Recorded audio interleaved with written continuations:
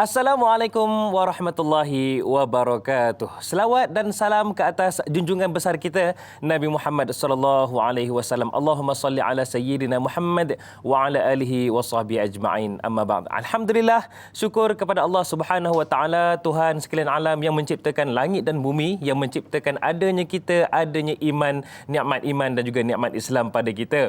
Hari ini tanyalah ustaz, biar tahu jangan keliru.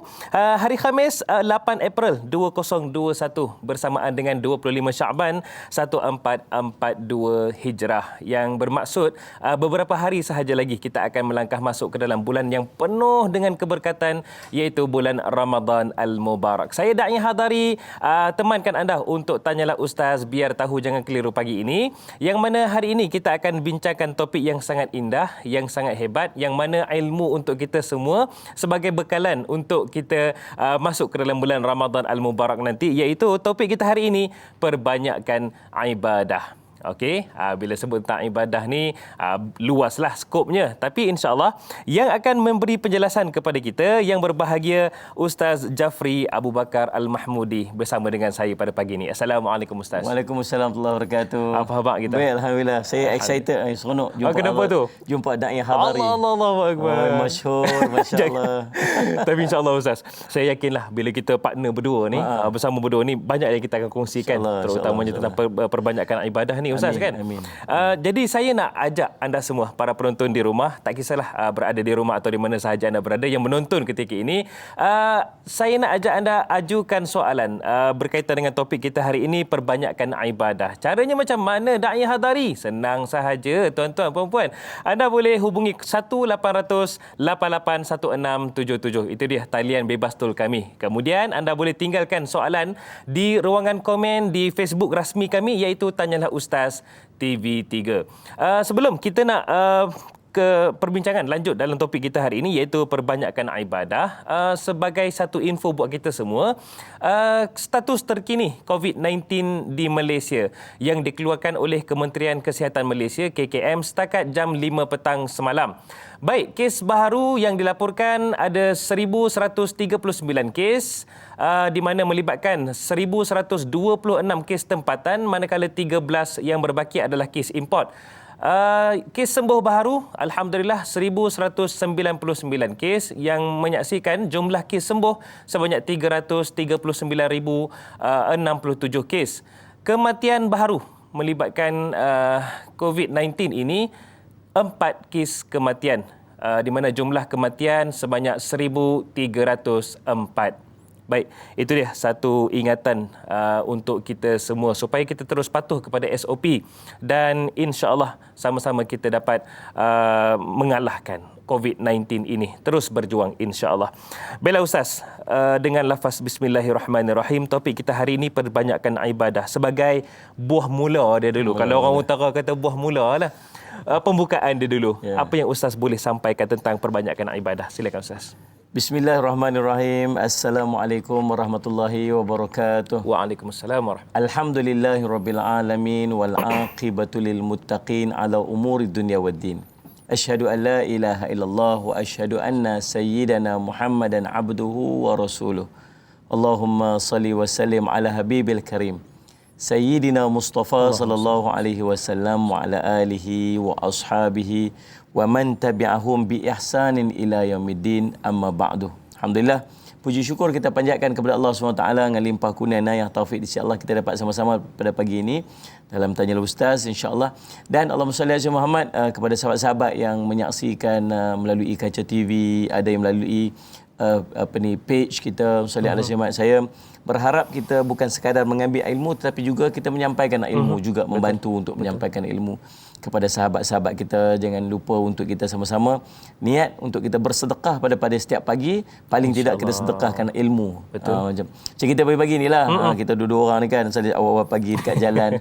Subhanallah, niat satu je, supaya kita dapat sampaikan ilmu dan orang dapat mengambil manfaat daripada ilmu, dan kita sebenarnya mengambil manfaat daripada orang yang beramal dengan ilmu. Allahu Akbar.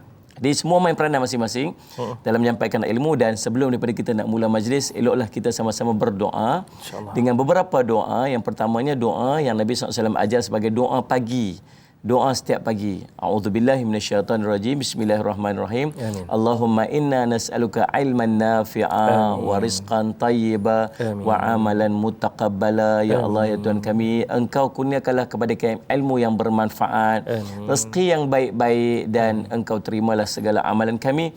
Bismillahilladzi la yadurru ma'asmihi syai'un fil ardi wala fis sama' wa huwas samiul alim. Bismillahilladzi la yadurru ma'asmihi syai'un fil ardi wala fis sama' wa huwas samiul alim. Bismillahilladzi la yadurru ma'asmihi syai'un fil ardi wala fis sama' wa huwas samiul alim. Na'udzu bikalimatillahi tammati min syarri ma khalaq. Na'udzu bikalimatillahi tammati min syarri ma khalaq. Na'udzu bikalimatillahi tammati min syarri ma khalaq. Allahumma inna na'udzu bika minal barasi wal junun wal judam wa min sayyi'il asqam. Wa sallallahu ala sayyidina Muhammadin wa ala alihi wa sahbihi wasallam. Alhamdulillahirabbil alamin. Alhamdulillah tu, jadikan doa tu jadi amalan pada setiap hari, tambah-tambah kita berada dalam waktu yang tak menentu ni, Covid ni apa semua sebagainya. Bismillahirrahmanirrahim tu dah kena amal lah pada setiap hari, insya-Allah. Baik, subhanallah, perbincangan kita tentang perbanyakkan ibadat kepada Allah Subhanahu Wa Taala. Dan asas kepada penciptaan kita itulah kehendak Allah Subhanahu Wa Taala, sebagaimana Allah sebut dalam surah Az-Zariyat ayat 56, "Wa ma khalaqtul jinna wal insa illa liya'budun." Tidaklah, dan ingatlah, salih alaihi wasallam, aku tidak menciptakan jin dan manusia itu melainkan untuk mereka menyembah dan beribadat kepadaku. Jadi asas kepada perbincangan kita, subhanallah, ialah terkait dengan ayat ini, iaitu perintah Allah, dan itulah sebab Allah jadikan kita. Itulah asasnya, ya. Itu asas. Sebab Allah memulakan perkataan itu dengan wa ma khalaqtul jinna wal insa, dan tidak aku jadikan, dengan penafian dulu. Kalau tak kerana itu, maka Allah tidak akan jadikan kita. Jadi apakah sebab Allah jadikan kita? Allah jadikan kita hanya kerana satu perintah untuk melakukan ibadat kepada Allah Subhanahu Wa Taala. Allah berfirman dalam Al-Quran surah Al-Hasyr ayat 18 pula, Allah menyebutkan, ya ayyuhalladzina amanu ittaqullaha wal tanzur nafsun ma qaddamat lighad wattaqullaha innallaha khabirum bima ta'malun. Wahai orang-orang beriman, bertakwalah kepada Allah, yakni dengan mengerjakan suruhannya dan meninggalkan larangannya. Dan hendaklah tiap-tiap diri melihat dan memerhatikan apa yang telah dia sediakan, yakni dari amal-amalnya untuk hari esok, yakni hari akhirat. Dan sekali lagi diingatkan, bertakwalah kepada Allah, sesungguhnya Allah amat meliputi pengetahuannya akan segala yang kamu kerjakan. Ayat ini pula, subhanallah, memerintahkan kepada kita orang-orang yang beriman. Ulama-ulama mufassirin menyebutkan betapa indahnya panggilan Allah apabila Allah menyebutkan wahai orang-orang yang beriman. Dia macam panggilan manja, satu pengiktirafan kepada umat ataupun hamba Allah Subhanahu Wa Taala. Ada Allah panggil ya ayuhan nas, wahai manusia. Ada Allah ya ayyuhal kafirun, itu lebih dahsyat. Tetapi bila sebut ya ayyuhalladzina amanu, wahai orang-orang yang beriman. Subhanallah, ulama mengatakan ini merupakan panggilan manja, panggilan mesra dan satu pengiktirafan. Dan lebih menarik lagi bahawa panggilan ini terkait dengan perintah tidak hanya kepada umat tetapi juga kepada Nabi sallallahu alaihi wasallam. Betapa indahnya panggilan tersebut, wahai orang-orang beriman ini, sebab dalam senarai itu termasuk Nabi dan termasuk diri kita sendiri. Bayangkan kalau ada satu invitation, satu jemputan, dan dalam jemputan itu ada VIP kenamaan-kenamaan. Mungkin di kalangan sultan, mungkin di kalangan para raja. Kemudian kita termasuk dalam kelompok tersebut. Masya-Allah, mesti happy, ya. Kita nak cerita ke orang, kita nak post kat IG. Tak tidur malam kan sebagainya. Dan panggilan ya ayyuhallazina amanu ini bukan sekadar untuk kita, tetapi juga untuk Rasul sallallahu alaihi wasallam. Jadi sangat mulia. Lalu Allah kata apa? Allah sebut bertakwalah kepada Allah dengan melaksanakan apa yang diperintahkan dan meninggalkan, dan hendaklah bersiap-siap, buat persiapan, buat persediaan. Perhati tengok apa yang kita persiapkan untuk hari akhirat kita ni, subhanallah. Dan tuan-tuan, subhanallah, maka amalan-amalan perlu kita persiapkan, kita perlu susun sebaik-baiknya, subhanallah, supaya dia menjadi bekal nanti di akhirat. Dan subhanallah, lalu ditanya kepada Nabi sallallahu alaihi wasallam, bila Nabi sallallahu alaihi wasallam terlalu banyak melakukan ibadat. Nabi SAW bangun berdiri sehingga subhanallah ni bengkak-bengkak kaki Nabi SAW. Kita tak mampu nak bayang berapa lama Nabi SAW berdiri. Ada seorang sahabat Nabi SAW, Allahumma salli ala sayyidina Muhammad, yang ikut belakang Nabi SAW dalam solat malam dia. Nabi SAW tengah qiyam. Lalu sahabat ni ikut di belakang Nabi SAW. Dia nak ikut Nabi SAW solat qiyamul lail. Lalu subhanallah, sahabat ni cerita, Masya Allah, dia ikut di belakang Nabi SAW habis surah Fatihah dalam rakaat yang pertama tu. Nabi SAW baca surah Al-Baqarah. Lalu dia kata, insya-Allah aku habis Al-Baqarah ni Nabi SAW rokok. Rupanya tak rokok lagi, Nabi SAW teruskan baca lagi pada surah yang berikutnya. Lalu subhanallah dia kata, tak apa habis ni aku berhenti rokok aku. Tak rokok lagi, dia terus lagi dengan surah berikutnya. Allah. Sehingga lebih kurang 4 juzuk Nabi SAW baca hanya dalam rakaat pertama. Rokok Nabi SAW kata sahabat ini subhanallah sama panjangnya dengan berdiri tadi. Sujudnya sama panjang yang berdiri tadi subhanallah, dan dia tak mampu untuk ikut lagi. Nabi SAW macam tu keadaan bila Nabi SAW berdiri subhanallah. Lalu Aisyah radhiyallahu anha pun bertanya kepada Nabi SAW, "Ya Rasulullah, kenapa engkau lakukan ini wahai Rasulullah? Bukankah Allah telah mengampunkan dosamu yang telah lalu dan akan datang?" Apa Nabi SAW jawab? Nabi SAW kata, "Ya Aisyah, afala akuna abdan syakura." Itu jawapan Nabi SAW yang paling simple dan menjawab seluruh persoalan yang ditanyakan oleh Aisyah radhiyallahu anha. Kenapa yang Nabi SAW terlalu banyak berdiri? Kenapa Nabi SAW terlalu banyak ibadat? Nabi SAW kata, "Wahai Aisyah, tidakkah engkau menyukai aku menjadi hamba yang bersyukur?" Jadi subhanallah, tuan-tuan, apa yang saya sebutkan tadi, yang pertama subhanallah, kenapa kita perlu perbanyakkan ibadat? Ialah memang tuntutan Allah jadikan kita untuk kita beribadat kepadanya. Yang kedua ialah sebagai persiapan dan persediaan kita untuk kita kembali ke alam yang kekal abadi. Sallallahu alaihi wasallam, innal akhiratu khairun wa abqa. Sungguh akhirat itu kekal. Sallallahu alaihi Muhammad, lebih baik dan kekal abadi. Sallallahu alaihi wasallam. Dan yang ketiga subhanallah, sekadar menunjukkan rasa syukur kita di atas segala nikmat yang telah Allah berikan kepada kita dalam urusan kehidupan kita. Paling tidak inilah 3 perkara ataupun 3 asas kalau orang tanya dekat kita kenapa kita perlu untuk memperbanyakkan ibadat kita kepada Allah SWT. Wallahu a'lam. Baik, saya suka yang Ustaz sebut berkaitan dengan konsep kita sebagai manusia ataupun makhluk ini. Sebenarnya di awal tadi Ustaz sudah sebut, tidak ada lain. Wa ma khalaqtul jinna wal insa illa liya'budun. Tak ada lain, penciptaan kita hanya saja untuk beribadah kepada Allah Subhanahu wa taala. Itulah tanggungjawab kita sebagai makhluk. Baiklah Ustaz, saya suka soalan daripada Kamarul Hizam ni. Bila kita sebut tentang hari ini, tanyalah Ustaz menjelang Ramadan.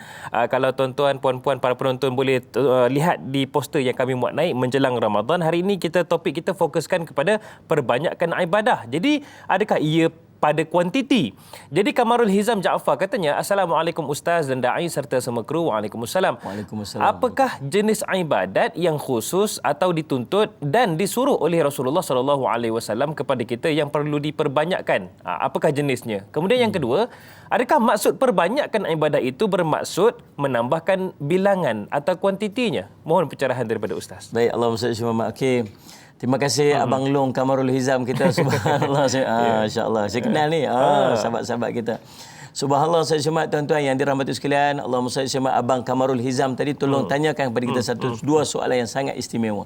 Sangat baik subhanallah. Yang pertamanya Allah SWT, apakah bentuk amalan yang perlu kita lakukan? Terkait dengan sebuah hadis Nabi SAW sebut, ihfazillah yahfazka.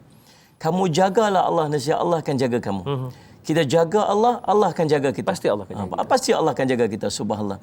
Kamu jaga Allah, kamu akan dapati Allah berada di hadapan kamu. Maka subhanallah tuan-tuan, Allahumma salli dan ending pada hadis tersebut, Nabi SAW cerita seseorang yang berusaha untuk mendekatkan dirinya kepada Allah, sallallahu alaihi Muhammad, dengan melakukan ibadat yang sunat, sallallahu alaihi Muhammad, maka subhanallah, sallallahu alaihi Muhammad, Allah pun akan mencintainya. Tuan-tuan, ending dia dapat cinta Allah SWT.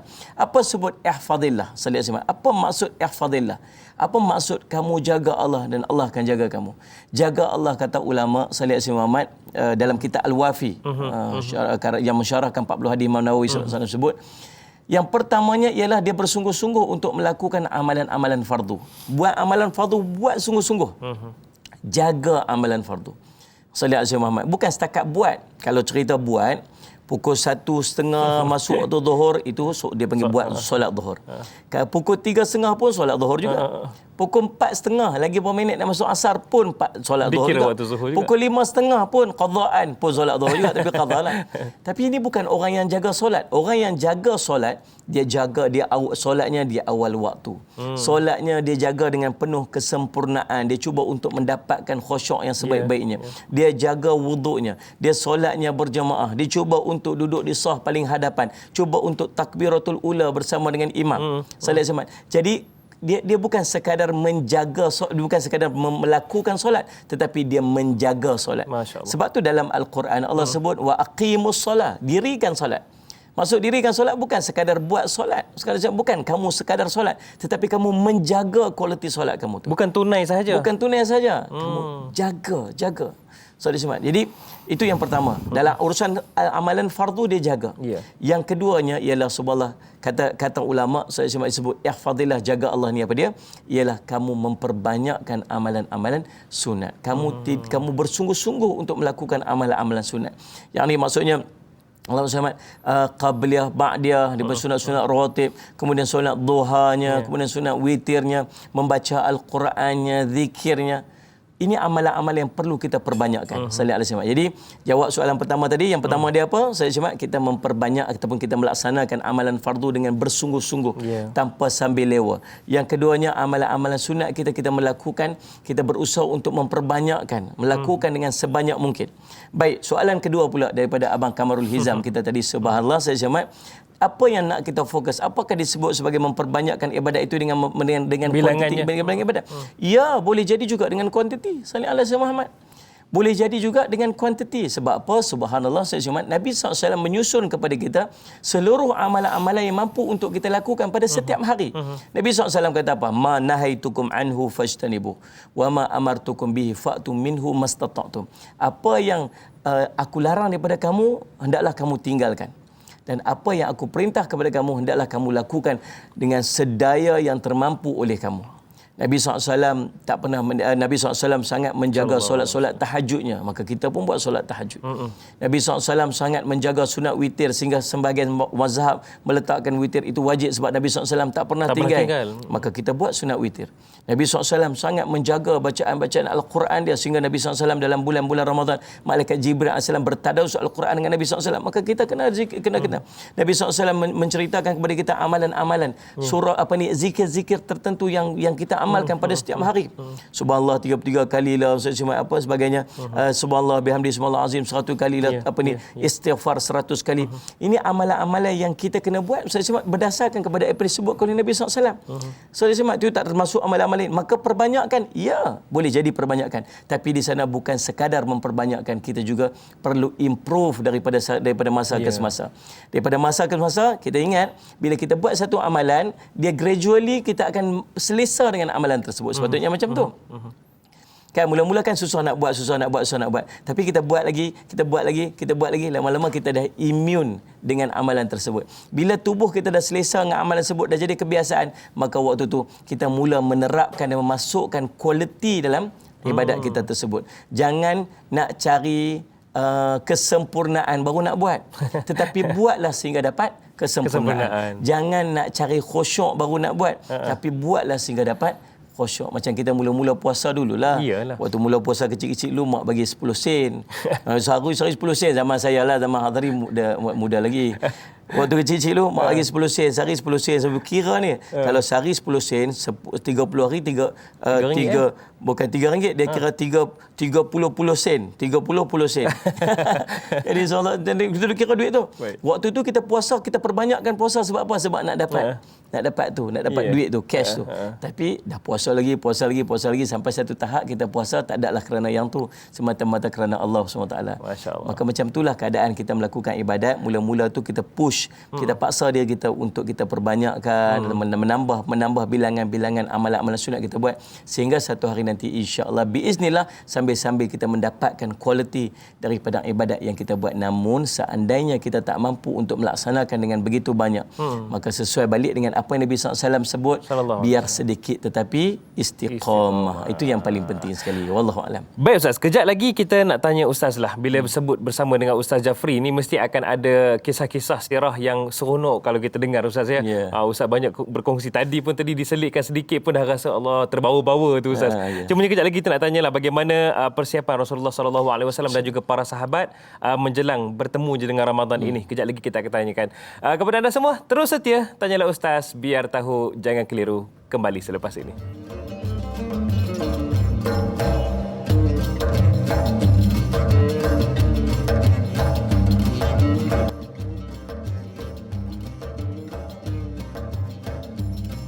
Para penonton sekalian, setiap hari kita pasti akan bertemu dengan pelbagai persoalan. Banyak persoalan di minda kita dan juga akan ada masalah yang kita hadapi.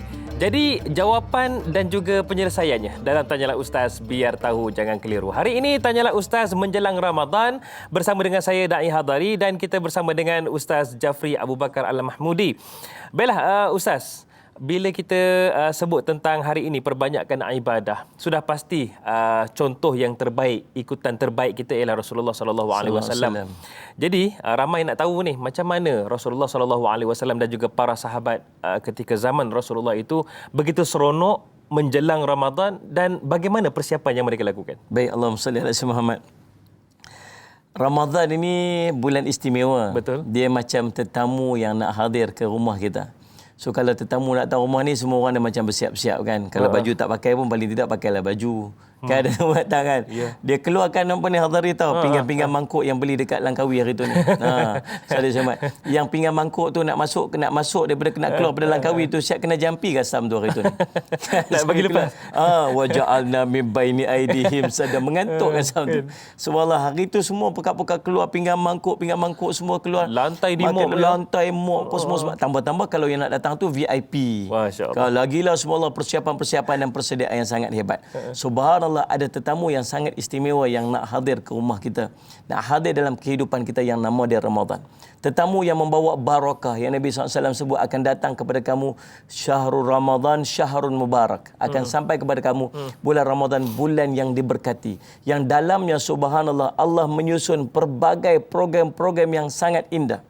Ada seorang, Allahumma salli alaihi, dalam kitab Mukasyafah Al-Qulub karangan Imam Ghazali rahimahullah taala, cerita tentang seorang lelaki. Dalam cerita itu sebut nama dia Syam'un, seorang nabi. Nabi Syam'un nama dia. Nabi yang Nabi SAW cerita nanti bangkit di padang mahsyar tak ada pengikut, bawa pedang aja. Subhanallah sallallahu alaihi wasallam. Nabi Syam'un ni pun dia keluar berjihad fi sabilillah 1000 bulan tak pernah letak pedang dia. Itu cerita kat para sahabat. Seorang lelaki keluar berjihad, bawa pedang, tak pernah letak pedang dia, berjihad 1000 bulan. Tak pernah kering tengkuk kudanya daripada peluh. Keluar berjihad. Para sahabat tengah aja dengar tu, subhanallah. Cerita dekat Nabi SAW, ya Rasulullah, untunglah orang dulu-dulu, subhanallah, umurnya panjang-panjang, Allahumma salli ala sayyidina Muhammad, boleh buat ibadat begitu banyak, keluar berjihad selama 1000 bulan. Allahumma salli ala sayyidina Muhammad. Kita ni, Allah kata Nabi SAW apa ni? Kata Nabi SAW, umur umatku, salli ala sayyidina Muhammad, ma baina sitin ila sab'in. 60 ke 70 sahaja. Apatah lagi Nabi SAW sebut, Allahumma salli ala sayyidina Muhammad, hanya sedikit saja yang melepasi daripada angka tu. 60-70 tahun je semua. Bayangkan orang dulu-dulu boleh berjihad, boleh keluar 1000 bulan berjihad. Sebab usia sampai 1000 tahun. Usia mereka sampai 1000 tahun, 800 tahun, 500 tahun. Boleh bayang tak orang usia 1000 tahun macam mana? Lama betul tu. Lama, subhanallah. Kata ada duk cari anak menantu seorang tu, umur berapa anak dara tu? Muda lagi, lebih kurang 250 dia kata. Kan? Subhanallah. Sudah pasti ibadatnya banyak. Bila usia panjang, ibadatnya banyak. Itulah kita boleh nampak kan. Kalau 10% dia peruntuk untuk dia beribadat pun sudah mencecah 100 tahun dan lebih daripada usia kita dah. Tapi subhanallah, kenapa kita ramai dalam syurga? Nabi SAW cerita 2/3 ahli syurga itu umat Nabi Muhammad SAW. Kita usianya tidak panjang, jumlah kelompok kita kecil tak banding dengan umat terdahulu daripada Nabi Adam sampai Nabi Isa AS, sudah pasti jumlahnya begitu banyak. Tetapi kitalah orang yang paling ramai dalam syurga. Kitalah yang paling awal masuk syurga. Kita mendominasi syurga. Yang syurga ni ada 100 tingkatan kata Nabi SAW, yang setiap tingkat itu subhanallah seluas langit dan bumi itu, majoritinya ahli umat Nabi Muhammad SAW. Kenapa? Di antaranya ialah barakah-barakah yang Allah berikan kepada kita umat Nabi Muhammad SAW. Hanya satu malam, kata Nabi SAW, menggembirakan hati para sahabat Nabi yang bersedih sebab mendengar kisah Syam'un tadi, yang kita tak mampu untuk challenge pada beribadat ataupun berjihad 1000 bulan. Kata Nabi SAW, kamu Allah Nabi bagi satu malam saja subhanallah. Yang satu malam itu khairun min alfi syahr. Itu berbetulkan ayat tu elok. Kita selalu disebut apa? Malam 1000 bulan, malam 1000 bulan kan? Bukan 1000 bulan. Allah sebut khairun. Lebih baik. Lebih baik daripada 1000 bulan. Entah berapa ribu, wallahu alam. Tapi Allah sebut, yang pastinya Allah sebut khairun min alfi syahr. Lebih hebat daripada 1000 bulan. Boleh jadi 2000, boleh jadi 3000, kita tak tahu Allah alam. Tapi yang pastinya dia lebih baik daripada 1000 bulan. Amalan yang tuan-tuan buat pada malam tersebut sahaja digandakan oleh Allah sehingga lebih daripada 1000 bulan. Bayangkan kalau 10 10 kali kita bertemu dengan Al-Qadar dalam hidup kita, kalau satu Al-Qadar itu nilainya 84 tahun lebih kurang lah. Allah. Dan 10 kali amalan kita sudah mencecah 840 tahun. Jadi inilah di antara offer yang Allah sediakan dalam Ramadan. Maka sebab tu Nabi SAW sebut, seandainya mereka tahu kehebatan dan kelebihan Ramadan, nescaya mereka akan mengharapkan Ramadan ini sepanjang tahun. Maka apa para sahabat dan Nabi SAW buat? Excited, bergembira menyambut Ramadan. Mereka bergembira, excited. Salafus soleh berdoa untuk masuk dalam Ramadan 6 bulan sebelum masuk Ramadan. Sebelum Ramadan. Sebelum masuk Ramadan dah berdoa dah, ya Allah sampaikanlah kami dalam Ramadan, ya Allah berilah kekuatan kepada kami untuk beribadat dalam bulan Ramadan. Buat permintaan-permintaan, berdoa supaya dia dapat masuk dalam Ramadan yang akan datang. Dan apabila dia keluar daripada Ramadan, apa yang mereka buat? Allahumma salli alaihi wasallam. Mereka berdoa pula 6 bulan supaya Allah menerima segala amal yang dilakukan dalam bulan Ramadan. Jadi excitement tu kena ada, keseronokan untuk masuk dalam Ramadan. Dan diajar Nabi SAW doa sebelum kita masuk Ramadan, bermula daripada Rajab lagi, Allahumma barik lana fi Rajab wa Sya'ban wa balighna Ramadan. Ya Allah berkatilah kami dalam bulan Rajab dan bulan Sya'ban, dan sampaikanlah kami dalam bulan Ramadan. Wallahu a'lam. Macam pernah dengar je makcik pakcik kata kan, macam pernah dengar je doa tu. Ya betul, itulah doa yang kita kena amalkan Ustaz, iaitu supaya kita sama-sama dapat dikurniakan kesempatan untuk masuk ke dalam bulan Ramadan Al-Mubarak. Sebab apa Ustaz ramai yang berharap nak masuk Ramadan, tapi umurnya tengok Allah punya perancangan Allah itu lagi dahsyat ya. Tiba-tiba Allah Subhanahu Wa Taala lebih menyayanginya. Itulah, moga-moga kita dapat sama-sama melangkah masuk dalam bulan Ramadan nanti. Baik Ustaz, Pak Suli katanya, Assalamualaikum Ustaz Dai. Waalaikumsalam. Waalaikumsalam. Kenapakah kita dianjurkan supaya perbanyakkan amalan, sedangkan Rasulullah SAW ada menyatakan bahawa ada sesetengah amalan yang dilakukan sedikit tetapi ganjaran pahalanya berlipat kali ganda. Kata boleh lakukan sedikit, pahala dah berganda-ganda. Kenapa kita kena banyakkan lagi amalan? Mohon pencerahan daripada Ustaz. Allah Rabbi. Terima kasih Pak Suli Romli. Romli, Li tu maksud Romli lah tu. InsyaAllah Pak Suli, Masya Allah. Bagus soalan Pak Suli. Dan ramai orang tanya macam tu sebenarnya. Dah Allah offer banyak-banyak, nak buat apa banyak-banyak lagi? Kan? Allah kata, mathalul ladzina yunfiquna amwalahum fi sabilillah kamathali habatin ambatat sab'a sanabila fi kulli summatin mi'atu habbah. Itu surah Al-Baqarah lah, cerita tentang gandaan pahala orang bersedekah. Bandingan derma kamu infak ke jalan Allah seperti satu benih. Setiap benih itu tumbuh setiap benih satu benih tumbuh 7 tangkai, setiap tangkai 100 biji. Maksudnya nilai sedekah kita itu 700 kali ganda. RM1 masuk dalam tabung dapat RM700. Allah janji dalam Quran. Salih alaihi wasallam. Allah kata tidak akan berkurang. Nabi SAW sebut tidak akan berkurang harta orang sedekah. Allah sebut dalam Quran, Allah akan gantikan dengan yang lebih baik. Tapi nilai subhanallah sedekah yang kita berikan itu 700 kali ganda. Kes 700 kali ganda itulah yang menyebabkan setiap hari masuk RM1 jalan tabung. Dia kata apa? 700 dah Ustaz. Banyak dah. Banyak dah. Subhanallah saya sembah. Tuan-tuan cuba bayangkan kalau ada satu bank mai offer dekat kita. Encik Hadari, salat selamat kami daripada bank tu sekian. Maka kami nak offer Encik Hadari untuk masuk investment dalam bank kami ni. Masuk dekat bank kami ni, kami bagi offer setiap investment yang masuk itu kami bagi 20% keuntungan. Tinggi. Mana ada bank bagi tu cerita lah. Saya terus semangat nak cari bank mana ni. Bank mana kan? Jadi subhanallah, kita pun kalau 20%, banyak ni.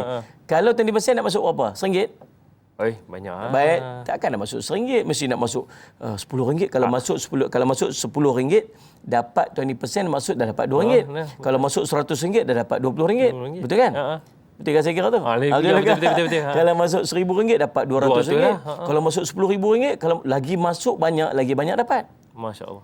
Pasal petang dekat duit dekat bank kita nak masuk lagi banyak supaya kita dapat lebih banyak dengan offer itu. Allah offer kat kita 700%, tuan-tuan, bukan 20%. Allah offer dekat kita 700%. Maksudnya bukan masuk sikit, sepatutnya kita masuk sebanyak-banyaknya. Masuk semua. Masuk semua sebab lagi banyak Allah bagi. Betul. Demikian yang berlaku dalam satu kisah saya semak kepada Sayyidina Osman bin Affan radhiyallahu anhu. Waktu tu berlaku macam Allah SWT wabak ataupun berlaku sesuatu lah. Jadi yang menyebabkan inflasi pada zaman Sayyidina Abu Bakar radhiyallahu anhu. waktu tu Sayyidina Osman bin Affan bawa balik barang-barang dagangan daripada Allahumma salli Muhammad daripada Syam. Jadi orang-orang yang duduk di Madinah waktu tu rasa macam Allahumma salli Muhammad, kami ni tak ada benda nak makan, kami susah nak makan. Tiba-tiba dengar kata kafilah dagang milik Sayyidina Osman dah on the way balik dah. Oh, seronoklah dia. Oh, kita boleh beli barang dah ada barang-barang untuk kita makan sebagainya. Lalu subhanallah tuan-tuan, tiba-tiba sampai saja Sayyidina Osman terus masukkan barang-barang tersebut dalam gudang dia, tutup. Lalu orang ramai-ramai pergilah jumpa Sayyidina Osman. Wahai Osman, boleh tak kami nak beli ni apa semua, nak beli beras, nak beli gandum sebagainya. Dia kata, boleh aku nak jual, tetapi satu butir gandum itu 1 dirham aku jual. Satu butir gandum 1 dirham. Dia kata subhanallah Sayyidina, dia kata Masya Allah, ni dah gila kan ni Sayyidina Osman ni. Kalau satu pinggan tu dia ada berapa biji, berapa ribu kan. Kalau kita ibaratkan macam nasi ya, satu nasi. Satu nasi tu satu ringgit kata. Masya Allah. Ya subhanallah, dia kata ni gila. Pergi report dekat Sayyidina Abu Bakar. Sayyidina Abu Bakar tengok apa yang telah berlaku kepada Sayyidina Osman. Ini dah gila ke apa sebab dia nak cah macam ni sebagainya. Lalu Sayyidina Abu Bakar pun pergi jumpa dengan Sayyidina Osman. Sayyidina kata, apa yang kamu buat ni? Dia kata, betul. Aku nak jual banyak tu. Kenapa? Sebab ada orang offer dekat aku satu butir tu 700. Nilainya 700 dirham. Siapa? Allah, dia kata. Allah, dia baca ayat tu, gandaan 700 kali ganda. Hari ini aku nak bagi tahu bahawa seluruh ni aku nak sedekahkan kepada Ahlul Madinah. Jadi subhanallah, demikian keadaannya. Kenapa? Jawapan dia tadi, kenapa perlu kita perbanyakkan? Sebab offer Allah tu banyak. Lagi banyak kita buat, lagi banyak kita dapat. Subhanallah. Hadari bayangkan, kita ni Allah perintahkan kepada kita untuk solat. Untuk solat, salli ala Muhammad. Setiap solat yang kita buat Allah ganda 10 kali ganda. Hadis riwayat Imam Muslim, Allahumma salli ala Muhammad. Hadis yang cerita tentang Allahumma salli Muhammad. Nabi SAW naik Allahumma salli Muhammad Isra Mi'raj. Hadis riwayat Imam Muslim. Nabi SAW Allahumma salli Allah sebut Allahumma salli ala Muhammad. Wahai Muhammad, kata Allah Subhanahu wa taala dalam hadis tersebut, innahunna khamsu salawatin kulli yaumin wa lailatin li kulli salatin ashrun. Salli ala sayyidina Muhammad. Fadzalika khamsuna salatan. Nabi SAW sebut, Allah sebut, wahai Muhammad, sesungguhnya ini adalah 5 solat sehari semalam. Pada setiap solat pahalanya 10, maka semuanya 50 solat. Jadi solat yang kita buat nilainya 10 kali ganda. Walaupun kita buat 5 waktu solat satu hari, nilai dia seolah macam kita buat 50 waktu solat. Okey, bayangkan. Ni, tadi kita solat subuh. Allahu Akbar. Satu solat subuh. Nilai dia seolah-olah macam kita solat untuk 10 hari siap-siap. Untuk esok, untuk lusa, untuk tulat, untuk lepas tu apa lah kan. Itu hari seterusnya lah. 10 hari. Esok kita solat lagi macam hari ke-11 sampai hari 20. Lepas tu kita solat lagi macam hari ke-21 sampai hari 30. Jadi kita ni baru berdiri kat sini tapi pahala solat kita seolah macam dah menjulur ke hadapan. Ini sekarang bayangkan kita mula solat waktu kita balik dulu ni. Waktu kita usia 11 tahun contoh. Waktu tu hari pertama waktu kita dah solat 10 hari ke depan dah. Maksudnya kalaulah dah 10 tahun kita melaksanakan ibadat solat, pahala solat kita dah mencecah 100 tahun. Kalau 20 tahun dah kita solat, maksudnya pahala solat kita dah mencecah 200 tahun. Kalau dah 40 tahun kita solat, maksud dah 400 tahun ke hadapan. Itu pahala solat yang digandakan oleh Allah 10 kali ganda. Hadis sahih riwayat Imam Muslim. Bayangkan kita solat berjemaah pula, kali pula dengan 27 kali ganda. Bayangkan kita solat pula dalam bulan-bulan Ramadan. Ya Allah gandakan lagi. Jutawan. Mungkin kita ni usia kita 40 tahun, 50 tahun. Tetapi amalan pahala-pahala solat kita telah pun mencecah 1000, 2000 tahun ke hadapan. Masya Allah. Subhanallah. Kalau macam ni keadaan yang Allah offer dekat kita, kita tak nak bawa pahala solat kita sekadar 70 tahun. Kita nak bawa pahala solat kita 7000 tahun. Jadi macam mana nak buat? Perbanyakkan. Sebanyak mungkin amalan-amalan yang nak kita lakukan. Wallahu a'lam. Seronok Ustaz bila kita dapat tahu ni bahawasanya Rasulullah sallallahu alaihi wasallam dan juga para sahabat dahulu begitu gembira apabila Ramadan itu bakal tiba. Bahkan diriwayatkan apabila dikhabarkan oleh Rasulullah sallallahu alaihi wasallam kepada para sahabat bahawa Ramadan bakal tiba, para sahabat terutamanya Abu Bakar As-Siddiq senyum. Sangat gembira menantikan Ramadan. Baik Ustaz, di Facebook kita Anna Karnina katanya, adakah memperbanyakkan ibadah jiwa seseorang akan jadi tenang dan dipermudah segala urusan mereka di dunia dan juga di akhirat? Kemudian yang kedua, adakah dengan seseorang yang suka menangguh-nangguhkan ibadah, ini satu hal juga ni. Adakah Allah Subhanahu Wa Taala menyibukkan mereka dengan urusan dunia hingga tak sempat untuk memperbanyakkan ibadah? Kerana dia tangguh, dia jadi sibuk dengan urusan dunia, jauh daripada Allah SWT. Silakan Ustaz. Masya-Allah. Ana Karnina. Oh, dia ada macam ada satu lagu tu, Nina Karina. Minta maaf lah, saya suka main-main dengan apa dia Adar ini tak supaya tak stres sangat kan. Dahlah jawab soalan macam jawab soalan SPM gitu. Allah simak tuan-tuan, masya-Allah, Nina Karina sebut tadi Ustaz simak. Yang pertamanya, salih Sayyidina Muhammad, apakah kita bila kita perbanyakkan ibadat kita ni maka jiwa kita akan jadi tenang. Salih ala Sayyidina Muhammad. Nah, dan seluruh amalan kita akan dipermudahkan oleh Allah. Tepat dan benar sekali soalan tersebut. Soalan itu bukan satu soalan tapi satu statement jawapan, yang sesuai jawapan.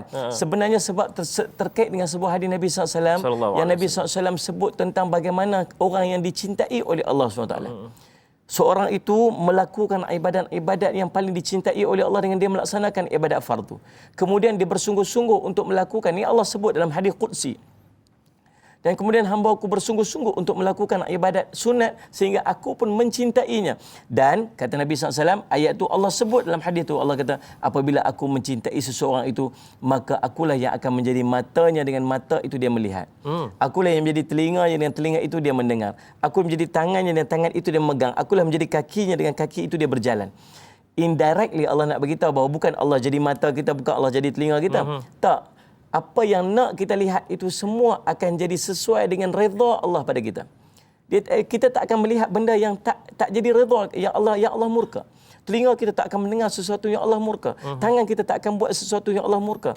Kalau orang sayang dekat kita, orang cinta dekat kita, orang yang cinta pula kita pula itu orang yang sangat hebat, orang yang sangat kaya, orang millionaire ke billionaire ke, apa yang dia ada kat dunia ni semua milik dia. Tuan-tuan boleh bayang tak? Kita nak apa semua pun dia akan bagi. Subhanallah, demikian juga orang yang mendapat cinta Allah SWT. Maka Allah sambung dalam hadis tu, Allah kata apa? Salih alaihi wasallam, hadis qudsi. Allah kata apabila dia minta sesuatu maka aku akan tunaikan untuknya. Dia sebut je dia nak apa, Allah akan bagi. Dan subhanallah, apabila dia meminta pertolongan maka aku akan memberikan pertolongan kepadanya. Tuan-tuan, subhanallah, apabila kita berusaha memperbanyakkan ibadat kita kepada Allah, ending dia kita akan mendapat cinta Allah. Bayangkan kalau kita dicintai oleh seorang yang sangat kaya. Ada seorang sahabat saya cerita, kawan dia. Dia driver kepada seorang orang kaya lah, orang kaya di Pulau Pinang tu, subhanallah. Jadi subhanallah, dan orang kaya ni sangat sayang kat dia. Sebab dia ni rajin buat kerja apa semua, dia tak payah suruh buat apa. Allah sayang sangat kat dia.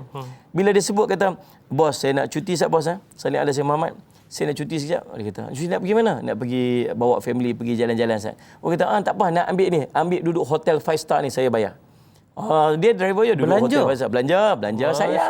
Sayang. Batuk batuk RM50 dapat. Subhanallah.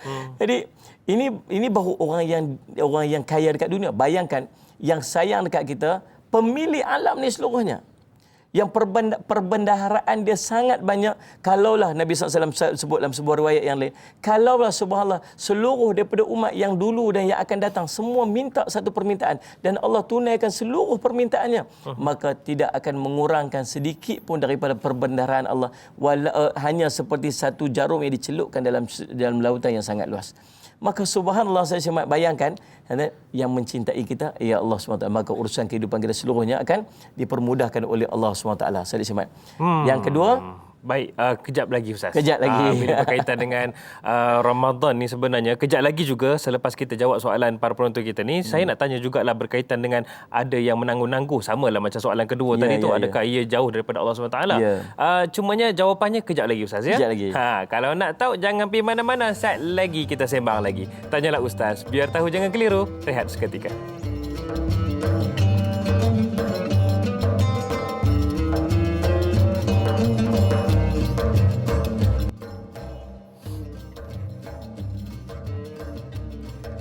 Segala jawapan kini dihuraikan dalam Tanyalah Ustaz, biar tahu jangan keliru. Para penonton sekalian, Tanyalah Ustaz hari ini kita lebihkan kepada skop kita, iaitu menjelang Ramadan. Cuma saya nak tanyalah, kalau kita nak bermusafir jauh, contohlah kalau dari Kuala Lumpur nak ke Penang ataupun nak ke Perlis, sampai ke Thailand sekalipun, tak kisahlah ke mana kita nak pergi, macam-macam kita akan siapkan. kita akan periksa minyak hitam, kita akan tengok tekanan angin dalam tayar dan macam-macam lagi. Sebab apa? Nak bermusafir, maklumlah, itu musafir, nak seronok di dunia. Akan tetapi ada tetamu yang akan datang kepada kita, iaitu Ramadan Al-Mubarak, yang membawa penuh dengan keberkatan, gandaan pahala, dan dalamnya juga diturunkan Al-Quran. Bagaimana persiapan kita? Minyak hitamnya dah tukar belum? Tayarnya bagaimana? InsyaAllah hari ini adalah persiapannya, iaitu kita perbanyakkan ilmu. Berkaitan dengan hari ini, perbanyakkan ibadah bersama dengan Ustaz Jafri Abu Bakar. Baiklah Ustaz, tadi soalan Anna Karnina tadi, yang kedua, bertanyakan bagaimana kalau ada orang yang suka menangguhkan ibadah. Kemudian adakah ia Allah akan menjadikan dia sibuk dengan keduniaan sehingga tak nak dekat dengan Allah Subhanahu Wa Taala, ataupun banyak alasan yang akan tiba kunjung. Bagaimana Ustaz? Allahumma salli ala sayyidina Muhammad. Tuan-tuan yang dirahmati oleh sekalian, saya teringat akan pesanan Imam Ghazali rahimahullah taala dalam kitabnya Ayyuhal Walad.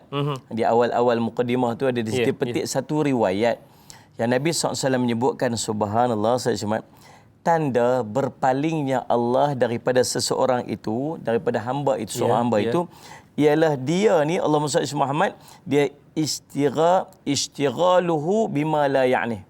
Maksudnya apa? Dia akan disibukkan dengan sesuatu yang tidak memberi manfaat kepadanya.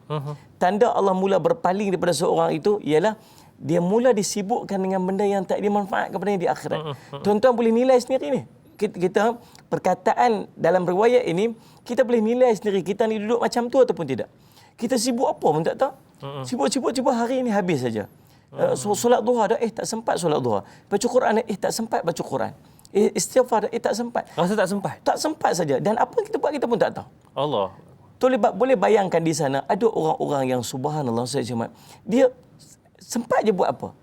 Kadang tengok dekat office dia paling sibuk sekali. Dia paling awal. Dia paling awal, kerjanya sangat banyak. Dia mungkin dia bos, tapi baca semayang, baca Quran tak? Baca istighfar tak? Istighfar.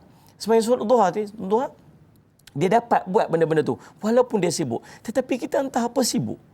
Apa sibuk kita pun tak tahu. Kamu sibuk apa? Kita ada banyak kerja. Apa kerja kamu buat? Tak tahu. Tak tahu juga. Tapi duha buat? Tak buat. Tak sempat. Baca Quran? Tak sempat. Saya takut perkataan ini sesuai dengan apa yang Nabi SAW sebut dalam riwayat ni. Nah, apabila Allah mula berpaling daripada seorang itu, maka Allah akan menyibukkan dia dengan benda yang tak ada manfaat kepada dia. Kemudian disambung lagi sebab Allah SWT. Dan sesungguhnya orang yang telah kehilangan sesuatu daripada umurnya untuk selain daripada ibadah, maka sudah sangat layak baginya kerugian yang sangat panjang. Allahu Akbar. Usia kita ni, tuan-tuan nilai sendirilah. Daripada sehari ni berapa banyak kita peruntuk untuk ibadat. Saya Muhammad, banyak mana urusan dunia bersama akhirat. Dia cerita macam ni lah, apa ni Da'iyah Dhari dan semua sahabat-sahabat. Kalau kita nak pergi, tadi cakap pergi perlihan. Kalau lah subhanallah saya Muhammad, ni bagi gambaran. Kita nak ditransfer, nak dipindahkan kita untuk bekerja di satu tempat. Kita duduk Kedah, kata contoh tempat saya kan. Kemudian nak dipindahkan untuk bekerja di Kuala Lumpur. Kamu akan dipindahkan duduk untuk set up office di Kuala Lumpur. Saya Muhammad, dan duduk dekat sana selama 10 tahun. 10 tahun. Kita pun kira-kira lah ke 10 tahun. Tetapi sebelum sampai ke 10 tahun di Kuala Lumpur tu, kamu akan singgah buka set up office sekejap di Ipoh 2 minggu. Boleh faham kan? 2 minggu dekat Ipoh, 10 tahun di Kuala Lumpur. Logiknya, apakah persiapan dan persediaan? Yang mana yang banyak, yang mana sikit? Yang banyak Kuala Lumpur lah. Kuala Lumpur lah, sebab nak duduk kat sana 10 tahun. Betul. Yang duduk dekat sini 2 minggu saja. Tetapi subhanallah, boleh bayang tak orang ni dia buat macam mana? Dia pindahkan anak-anak dia sekolahnya dekat Ipoh. Dia barang-barang semua office, barang-barang rumah pejabat rumahnya semua dipindahkan dekat Ipoh. Dia semua pindah-pindah semua pergi dekat Ipoh. Yang dekat Kuala Lumpur tu dia sewa rumah. Yang dekat Kuala Lumpur tu dia beli pun almari zip yang plastik tu saja. Macam dia rugi beli pun tu. Macam rugi. Macam tak kenal kan? Ya. Tapi itulah yang kita buat kat dunia ni. Kita tahu innal akhiratu khairun wa abqa. Akhirat itu tempat yang kekal abadi, tempat yang memang akan duduk dekat sana selama-lamanya dan kita tak akan keluar lagi dah. Bukan 10 tahun, bukan 100 tahun. Duduk dekat sana abqa, kekal abadi. Duduk kat sana tak keluar lagi dah. Kita duduk dekat dunia 60-70 tahun je. Kalau dekat akhirat itu, kalau dalam alam barzakh itu sendiri kita akan hidup 1000 tahun sebagai contoh. 1000 tahun di alam barzakh itu, nilai kita dekat dunia ni hanya 6% saja. 6% saja 60 tahun kita kat dunia. dalam barzah saja 1000 tahun, kita subhanallah saya baru 6%. Sepatutnya persediaan dekat barzah itu jauh lebih banyak lagi daripada persediaan kita dekat dunia. Tapi nak baca surah Al-Mulk setiap malam pun tak boleh. Allahu akbar. Pelik kan kita ni. Tambah dekat akhirat ni sampai bila-bila nak duduk tu. Saya bukan 10%. Ya Allah, nak cerita macam mana, tapi boleh faham kan apa yang saya maksudkan. Betul, Ustaz. Sepatutnya ada persiapan, tapi Allah ni Maha Penyayang, pengasih dekat kita. Kita buat kebaikan-kebaikan, Allah gandakan sehingga 10 kali ganda, 700 kali ganda. Tambah puasa, Allah kata biar itu hak aku, biar akulah yang akan beri sebanyak mana yang dia nak bagi. Subhanallah, sebab itu tuan-tuan, tapi subhanallah boleh bayangkan dalam tempoh sehari kita hanya solat 5 waktu. Berapa banyak peruntukan kita untuk ibadat kepada Allah? 5 waktu solat. Dia kata 5 waktu solat. Satu solat 5 minit. Baik. 5 minit. Jadi 25 minit satu hari daripada 24 jam. Saya lihat semua. Yang lain kita sibuk dengan entah apa-apa. Saya sebab dan 5 minit yang kita buat waktu solat itu pun tuan-tuan boleh bayang tak subhanallah berapa minit betul-betul yang kita khusyuk, yang kita dapat betul-betul ibadat solat kita tu. Khusyuk itu. Handphone pun tak mengadap macam tu. Okay. Tunggu orang call lagi. Sambil rokok tengok isteriku call kat depan subhanallah. Tuan-tuan kita tak ada connection betul dengan Allah. Saya duduk terbayang dalam tempoh sehari tu betul-betul berapa peruntukan kita untuk Allah sebenarnya. Baik Ustaz, bila sebut tentang peruntukan waktu ni, kejap lagi saya ada soalan berkaitan dengan waktu ini, peruntukan waktu ni. Cumanya kita ada pemanggil di talian ketika ini. Encik Badrul Naim, orang Kuantan, incoming call katanya. Assalamualaikum. Waalaikumsalam. Assalamualaikum. Waalaikumsalam. Orang Kuantan kita sihat ke? Alhamdulillah, sihat. Alhamdulillah. Baik, silakan dengan soalan Encik Badrul. Okey, Assalamualaikum Ustaz yang ni. Waalaikumsalam. Saya nak tanya ni. Macam saya ni, yelah, ada masalah kesihatan sikit. Baik. Okey, pasal yang ibadah ni macam saya tengah solat kan. Bila tengah solat ni, macam saya rasa macam pening-pening, macam tak boleh nak berdiri. Okey, lepas tu saya sebenarnya duduk. Mana macam tu macam, yelah, nak tanya terima ke tak terima ke saya punya ibadah solat saya. Baik. Itu saja ya? Yang tu saja. Sebab kadang-kadang saya fikir kau terima ke tak terima sebab yelah tengah-tengah berdiri, lepas tu tak boleh. Terus saya duduk. Ya, okey, bagus. Yang tu saja. Okey, Assalamualaikum Ustaz. Waalaikumsalam. Terima kasih Encik Badrul. Guana tu. Guana. Dia bunyi teringat bunyi apa? Bunyi Kuantan. Dia macam Terengganu sikit orang Kuantan. Awak nak ke mana weh? Baik. Buat benda itu. Jadi soalan sahabat Salih Semat, terima kasih atas soalan Encik Badrul Naim, dan kita semua daripada Tanya Ustaz ni, kru-kru Tanya Ustaz dan semua penonton yang Ustaz mendoakan kesihatan yang sebaiknya kepada Encik Badrul Naim. Masya-Allah, amin ya rabbal alamin. Tuan-tuan semualah, demikian perintah Nabi sallallahu alaihi wasallam kepada sahabat yang tak mampu untuk solat dengan berdiri. Salah satu daripada rukun solat ialah solat Jumaat berdiri tegak. Berdiri tegak solat Jumaat. Jadi tugas kita ialah untuk bila kita nak solat, kita mesti berdiri tegak dulu. Mesti berdiri tegak.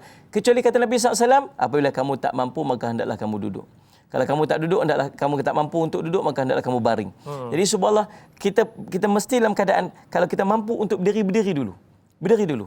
Tapi subhanallah, kalau rasa berdiri tu rasa macam nak tumbang, rasa macam tu, maka duduklah solat. Duduklah dalam keadaan solat. Solat juga tapi duduk. Duduk solat Jumaat.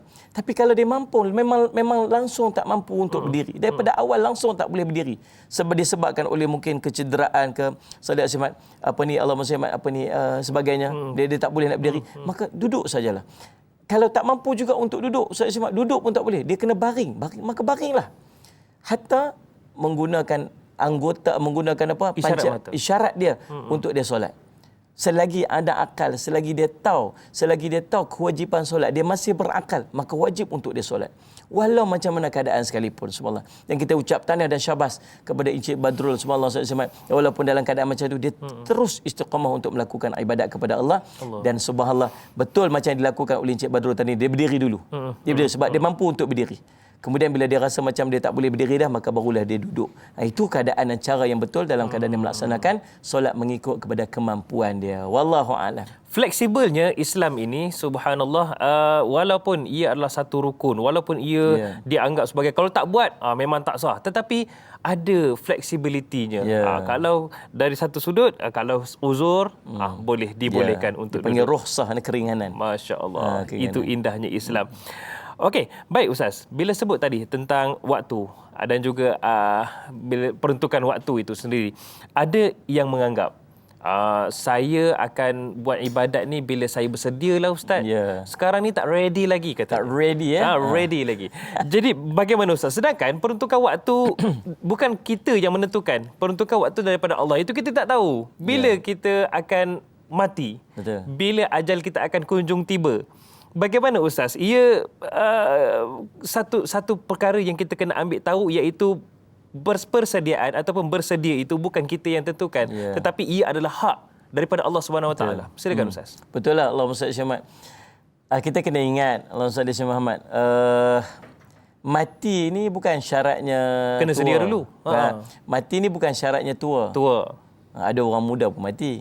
Mati bukan syaratnya sakit. Ya. Ada orang tengah sihat-sihat pun boleh mati. Tiba-tiba. Hari tu saya tengok satu video. Menakutkan lah. Subhanallah. Dia naik motor relax je seorang-seorang dia. Naik motor. Motor pun bukan laju-laju, slow je. Relax. Kemudian Allah SWT tuan-tuan, tiba-tiba ada kereta parking. Ada kan tepi-tepi jalan tu ada parking kereta banyak-banyak yang parking tepi jalan tu. Ya. Dia pun naik. Tiba-tiba ada kereta yang buka pintu. So dia mengelak pada kereta tu. Subhanallah, tiba-tiba bertepatannya lori dekat sebelah dia. Dan dia pun jatuh sebelah lori tu dan digilis oleh. Nak cerita macam tu je. Sihat. Muda. Macam hari tu saya naik kereta tiba-tiba jatuh yang benda tu.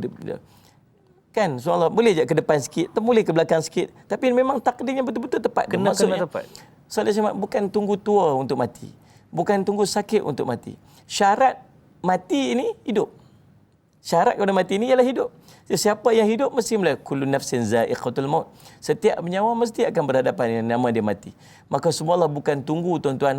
Ada baru ni saya tengok ada satu video budak bertatu penuh badan dia. Bertatu penuh kat badan dia. Saya budak Melayu Islam. Lalu ditanyakan kepada dia, ada orang tanya dekat dia dekat ruangan komen itulah sebagainya. Kamu ni tak solat ke? Dia kata aku tak mau jadi munafik, dia kata. Bila sampai satu had aku nak solat, aku solatlah. Sekarang aku beritahu aku tak solat.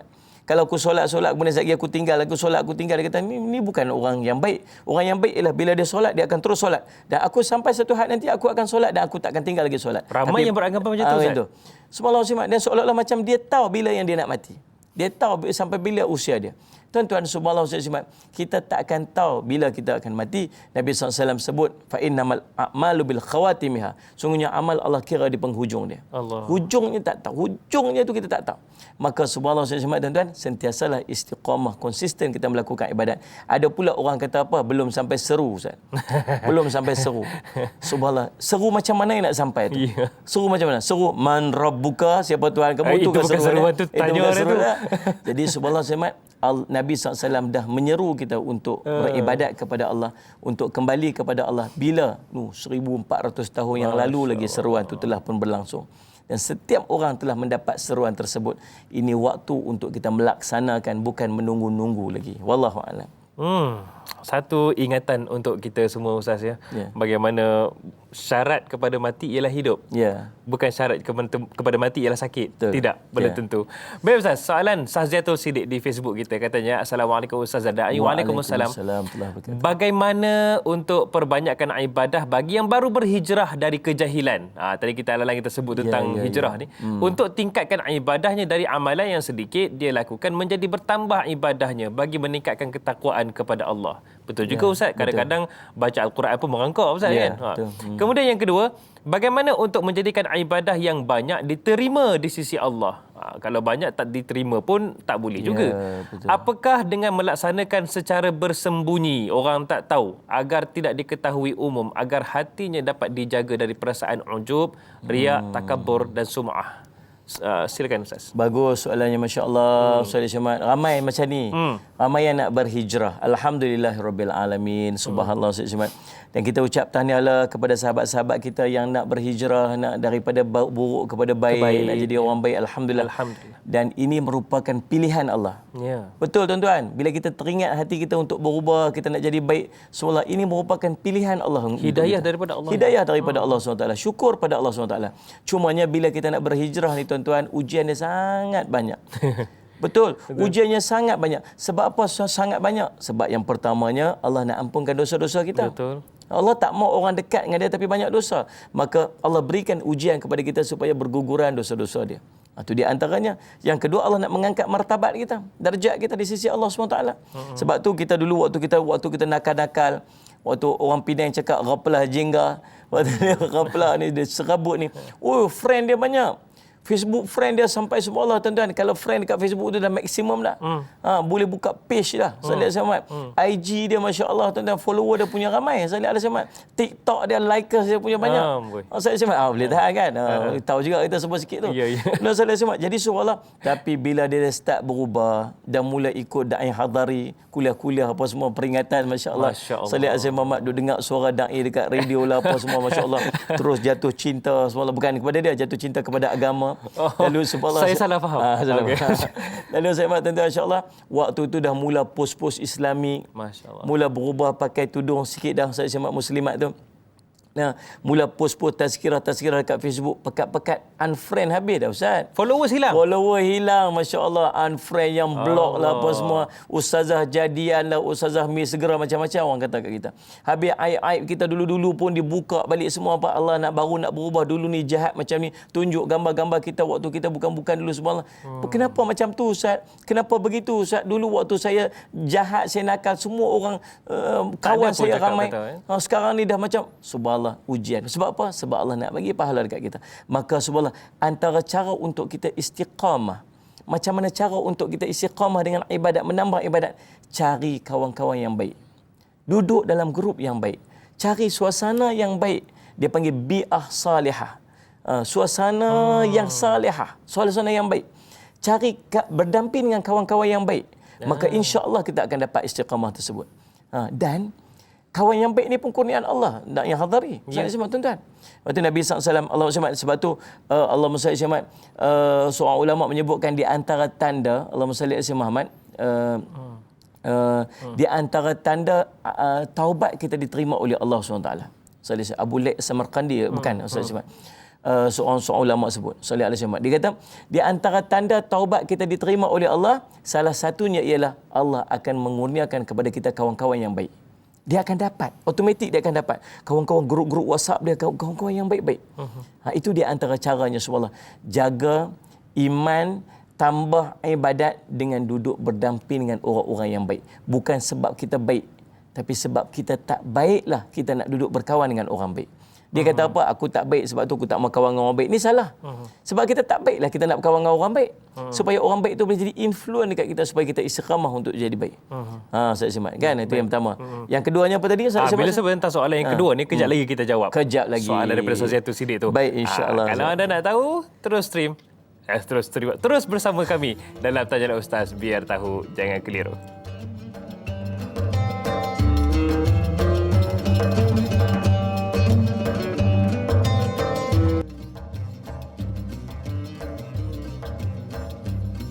Tak kira di mana sahaja anda berada ketika ini, terima kasih kerana terus menonton Tanyalah Ustaz, biar tahu jangan keliru. Dan hari ini Tanyalah Ustaz menjelang Ramadan, anda boleh stream kami di Facebook kami iaitu Tanyalah Ustaz TV3, ataupun anda boleh menonton ketika ini di mana sahaja.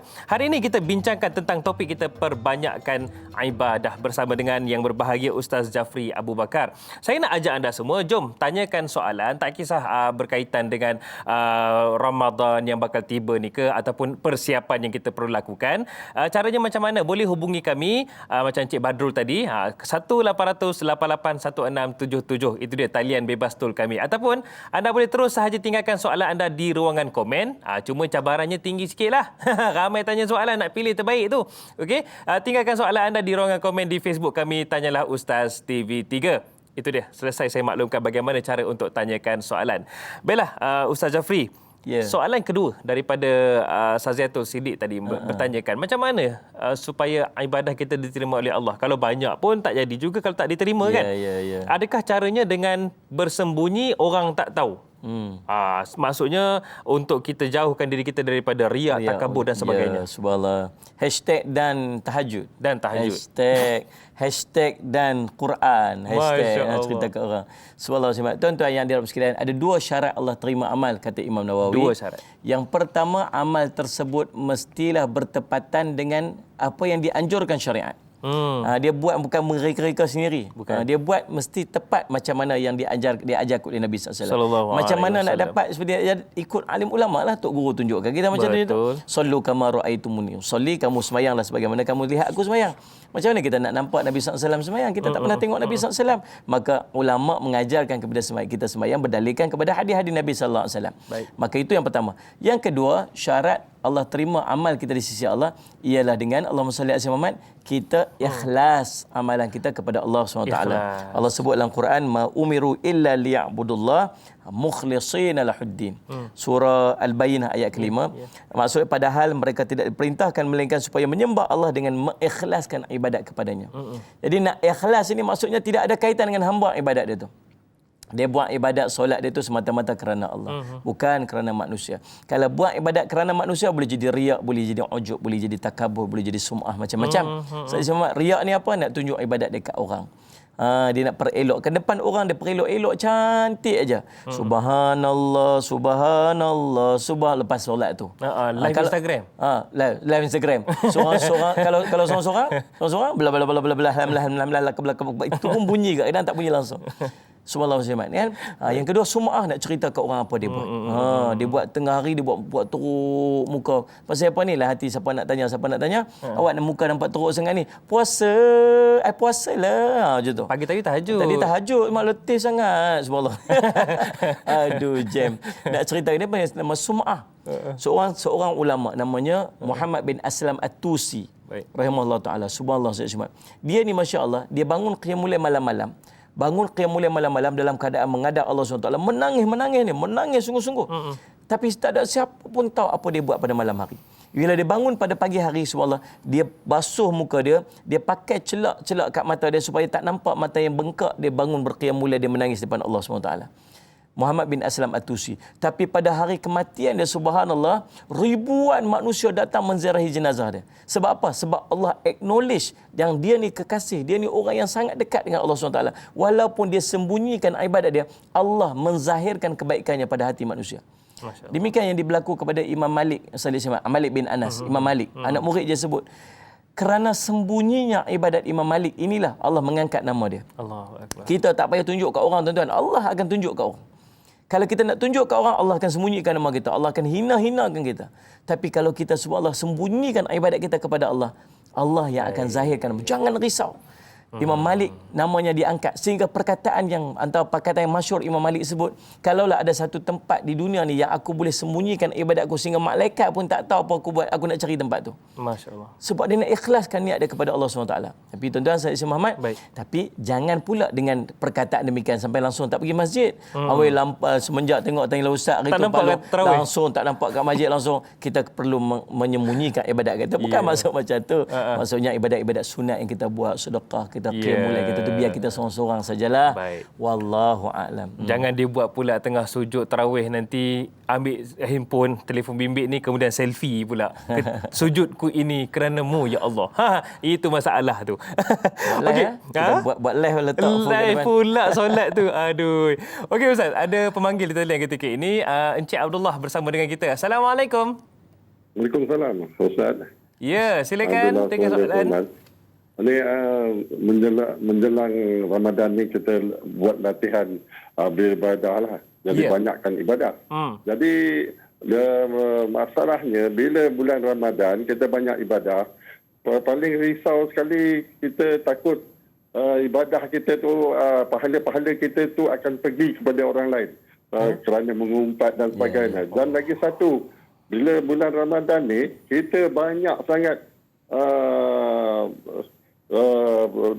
jamu nafsu, macam-macam makanan. Jadi itu pun dah tak boleh. Tak menepatilah. Pencerahan Ustaz. Terima kasih. Okey, itu dia dua soalan. Sebenarnya boleh digabungkan tu Ustaz. Ia satu perkara yang selalu berlaku sebagai manusia yang dhaif lah Ustaz ya. Terima kasih kepada Encik Abdullah atas soalan tadi. Bagaimana Ustaz? Yang pertama, Yelah, kita ini buat pahalanya alhamdulillah okey dah. Tapi kerana lidah, kerana mulut, badan binasa. Kemudian yang kedua, sepatutnya bulan Ramadan adalah bulan yang diberkati. Kerana kita menurut hawa nafsu, nak makan itu, nak makan ini, kadang-kadang berlaku pembaziran pun boleh jadi. Betul. Mungkin Ustaz boleh kongsikan. Baik, Allah Subhanahu. Bila sebut Ramadan, bila sebut puasa, bulan Ramadan, dia bukan sekadar kita menahan perut kita daripada makan, menahan tekak kita daripada minum. Bukan sekadar itu. Tetapi kita juga dituntut untuk menjaga anggota kita, menjaga tubuh badan kita, menjaga hati kita daripada melakukan perkara-perkara yang boleh memadamkan pahala-pahala puasa. Lepas tu Nabi SAW sebut, kam min sa'im malaysa min siyami ilal ju' wal atash. Berapa ramai orang yang berpuasa yang tak dapat apa-apa daripada puasanya melainkan lapar dan dahaga saja. Tak ada apa-apa. Boleh bayangkan pergi depan Allah selama 30 tahun kita berpuasa, ada puasa, ada lapar, ada dahaga, sallallahu alaihi wasallam, tetapi tak ada pahala. Puasa aja ada, tapi pahala tak ada. Rugi tuan-tuan, subhanallah. Saya ingat pagi-pagi dan hadari. Pahala puasa kita ni macam gemuk. Kita sahur-sahur, start puasa tu lepas subuh tu, puasa kita gemuk lah, subhanallah.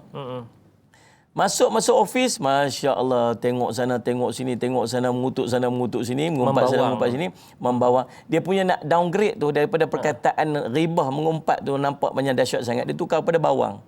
Dia tukar bawang. Bawang tu rasa macam tak ni. Jarang orang nak buat grup WhatsApp, jom mengumpat. Tapi jom membawang. Okey, nak buat acara ringan sikit. Walau dosa tu tak sama. Kan? Dosa tu tak sama. Jadi subhanallah, tuan-tuan, habis pahala macam tu saja. Paling banyak pahala habis ni kadang-kadang pergi pasar Ramadan lah. Oh, sampai kat pasar Ramadan, Masya Allah, faraid. Pahala sini, faraid. Habis balik kosong, tak ada apa. Penat je dapat.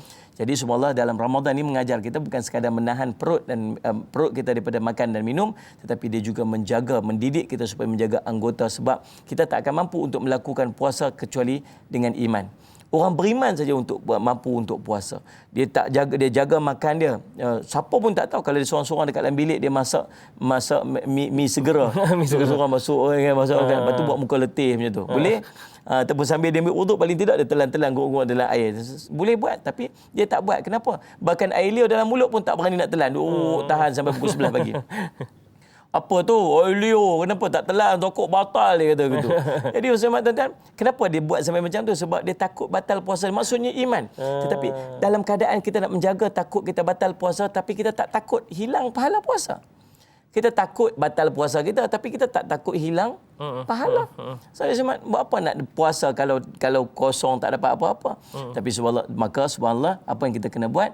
Kita kena jaga kualiti puasa kita dengan kita elakkan diri kita daripada mengumpat, elakkan diri kita daripada membuka keaiban manusia yang lain, elakkan kita daripada menzalimi manusia yang lain, elakkan kita daripada melakukan perkara-perkara yang dilarang oleh Allah SWT dalam kehidupan kita, supaya kita takut nanti Saudara Muhammad puasa ada tapi tidak ada pahalanya. Wallahu a'lam. Baik Ustaz, bila kita bersembang mengenai topik kita hari ini, perbanyakkan ibadah, dan Ustaz pun ada sebut tadi bagaimana mungkin ia juga dari sudut kuantiti itu sendiri. Cumanya soalan daripada Rahimah Saud ni, katanya, Assalamualaikum Ustaz Da'i dan kru yang dihormati. Waalaikumsalam. Antara waktu malam dan siang, waktu yang mana kita perlu utamakan untuk perbanyakkan ibadah kita? Waktunya yang mana? Ini kita pergi ke waktu pula. Kemudian yang kedua, amalan sedekah yang sedikit tapi berterusan. Pagi 10 sen, tengah hari 10 sen, tapi setiap harilah. Kita buat tiap-tiap hari, apa kata Ustaz?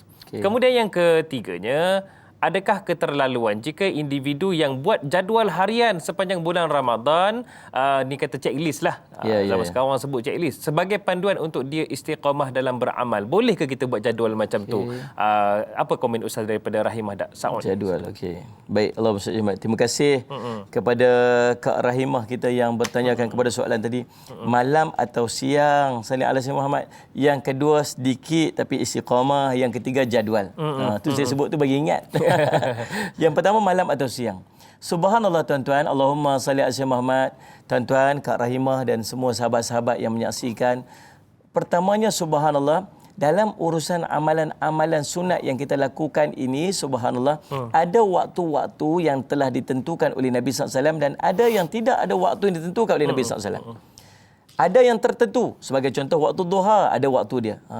Dia kata, Ustaz, kalau waktu mana yang paling cantik untuk buat solat duha? Kalau kita buat waktu tahajud cantik dah. Waktu tu kan dekat dengan Allah, waktu tu kan yanzilu rabbana Tak Allah. panas. Tak panas, khusyuk. Boleh tak saya buat waktu duha? Tak boleh, sebab waktu duha ada waktu dia. Ada waktu dia. Salat Muhammad kan, sunat qabliyah zuhur, ba'diyah zuhur ada waktu dia. Lagi apa? Salat Jumaat waktu witir ada waktu dia. Tahajud sendiri ada waktu dia. Maka subhanallah, ada solat-solat sunat yang telah tertentu waktunya, maka afdal dibuat pada waktunya. Itu jawapan dia. Jadi nak cerita malam ke siang, yang tu memang ada waktu-waktu tertentu. Ada waktu dia. Salat Jumaat. Yang keduanya, solat-solat yang tidak tertentu waktu dia. Ataupun ibadat-ibadat yang tidak tertentu waktu dia. Salat ala Jumaat. Sebagai contoh membaca Quran. Baca Quran anytime, boleh baca pada waktu mana-mana waktu sekalipun. Salat Jumaat, Nabi SAW sebut, Iqra'ul Quran fa innahu ya'ti yaumul qiyamah syafi'a li ashabi. Bacalah Quran, kerana Quran nanti akan datang beri syafaat kepada orang yang bersama dengan dia, bersahabat dengan Quran. Nabi cerita tak bila? Tak, salat Muhammad. Tapi waktu mana yang paling best? Dalam satu riwayat yang lain, Nabi SAW cerita tentang Al-Quran datang, bertemu dengan Allah, berhujah kepada Allah, mempertahankan kita, nak bagi syafaat kepada kita. Lelaki ini menahan matanya daripada tidur sebab membaca aku. Jadi dalam hadis tu seolah macam cerita macam, waktu malam, tengah malam baca Quran, tengah malam baca Quran. Mungkin itu waktu yang sesuai untuk baca Quran. Jadi ada waktu tak? Tak ada waktu. Mungkin afdalnya pada waktu sepertiga akhir malam perbanyakkan baca Quran. Sepertiga akhir malam memperbanyakkan istighfar. Seperti wal mustaghfirina fil ashar, kata Allah dalam Quran. Orang yang beristighfar pada waktu sahurnya, mungkin waktu tu sebagainya. Jadi ada amat, saya jawab soalannya, adakah ada waktu-waktu tertentu yang telah Allah tentukan, Nabi tentukan untuk beribadat, maka buat pada waktunya. Ada waktu-waktu yang afdalnya dibuat pada waktu sepertiga akhir malam. Maka sesuaikanlah waktu tersebut. Doa mungkin sepertiga akhir malam tu cantik dan sebagainya. Yang kedua, sedikit tapi istiqamah, salat Jumaat, bersedekah. Sebagai contohnya, saya Ustaz, walaupun saya ni sedekah, saya sedekah tak banyak Ustaz, tapi setiap hari saya akan pastikan saya sedekah. Dalam phone saya ni setiap hari ada seorang lelaki yang dia akan kreditkan dalam akaun madrasah saya setiap hari RM20. Setiap hari dia akan masuk notification tu, nama ada sekian-sekian, RM20 konsisten. Saya sudah sekian lama dah saya ingat. Setiap hari RM20. Boleh saja dia nak bagi. Kalau RM20 satu hari, maksudnya dalam sebulan dah saya cuma RM600. Alangkah bagi sekali lah RM600 macam tu, kan senang macam tu. Dia tak payahlah tiap-tiap hari nak buat transaction. Tapi dia buat tiap-tiap hari sebab dia nak kelebihan setiap hari bersedekah. Masya Allah. Nabi SAW sebut tentang datangnya malaikat pada setiap pagi. Dua malaikat. Seorang malaikat kata apa? Ya Allah, engkau gantikan lebih baik kepada orang sedekah. Seorang lagi malaikat kata apa? Ya Allah, engkau rosakkanlah, engkau musnahkanlah harta orang yang kedekut ni. Jadi dia nak momen tu malaikat berdoa tu ni sedekah pada setiap hari. Walaupun sedikit dia buat. Setiap hari dia buat. Allahumma salli alaihi tuan-tuan. Jadi sesuai pula dengan Nabi SAW sebut dalam sebuah riwayat, salli Muhammad, biar sedikit tapi istiqamah. Buat sikit tapi istiqamah. Itu ada kelebihan dia, insya-Allah. Yang ketiga, jadual. Yang ni sebenarnya saya encourage orang untuk buat. Kita ni, subhanallah, kita ni kalau kita tak ada guidance, kita akan lost. Orang tanya, makcik baca Quran waktu mana? Tengok sempat lah Ustaz. Kat mana sempat? Pakai tak sempat lah tuan-tuan. Cerita dia macam itulah kita ni. Kalau nak cerita cari sempat, pakai tak jumpa sempat lah kita ni. Kalau orang utara cakap dan. Tengok dan lah Ustaz, pakai tak jumpa lah dan. Dia jumpa Hamdan dengan suami dia tu je lah. Pakai tak dan. Jadi itu keadaan dia. Maka apa yang dianjurkan kepada kita, di antara cara untuk kita istiqamah melakukan satu-satu ibadat ialah kita menyusun jadual. Macam baca Quran tu mana? Lepas subuh saya baca Quran Ustaz. Lekat kat dia baca Quran. Kamu istighfar tu mana? Ustaz, saya waktu saya nak masuk kereta, saya nak pergi kerja, saya pastikan saya start kereta tu, saya akan bertasbih dulu, saya akan beristighfar dulu. Astaghfirullahalazim, 100 kali, barulah saya buka radio ke apa, saya nak dengar lagu ke apa sebagainya.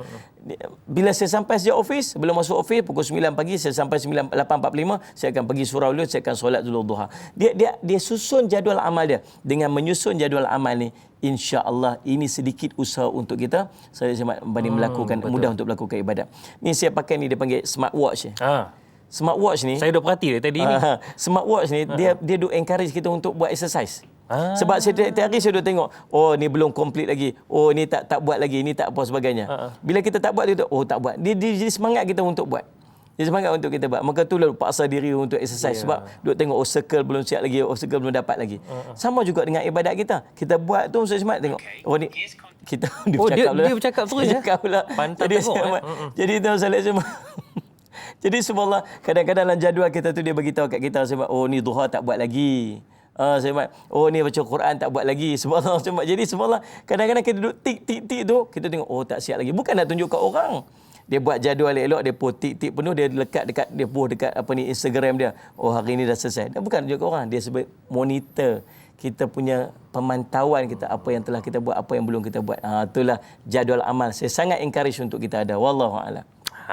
Itu dia. Siap bercakap lagi tu. Okey, apa-apa pun checklist tu penting Ustaz ya. Jadual harian kita supaya Ramadan kita kali ini lebih bermakna daripada Ramadan yang sebelum ini Ustaz. Ya, insya-Allah. Okey, sebenarnya Ustaz kita nak tutup dulu di TV3. Insya-Allah sambungannya sekejap lagi akan ada di TV9. Cumanya kejap lagi Ustaz. Ramadan adalah bulan madrasah. Ya. Bagi sesiapa yang tekad nak banyakkan amalan ibadahnya, bulan ni adalah medan yang terbaik untuk biasakan diri, bahkan untuk jadikan diri kita lebih baik daripada sebelum ini. Jadi insya-Allah kejap lagi caranya macam mana Ustaz dan persiapannya insya-Allah. Kalau anda nak tahu, nantikan sebentar sahaja lagi. Kita tutup dulu TV3, sambungannya di TV9. Tanyalah Ustaz, biar tahu jangan keliru, kembali selepas ini.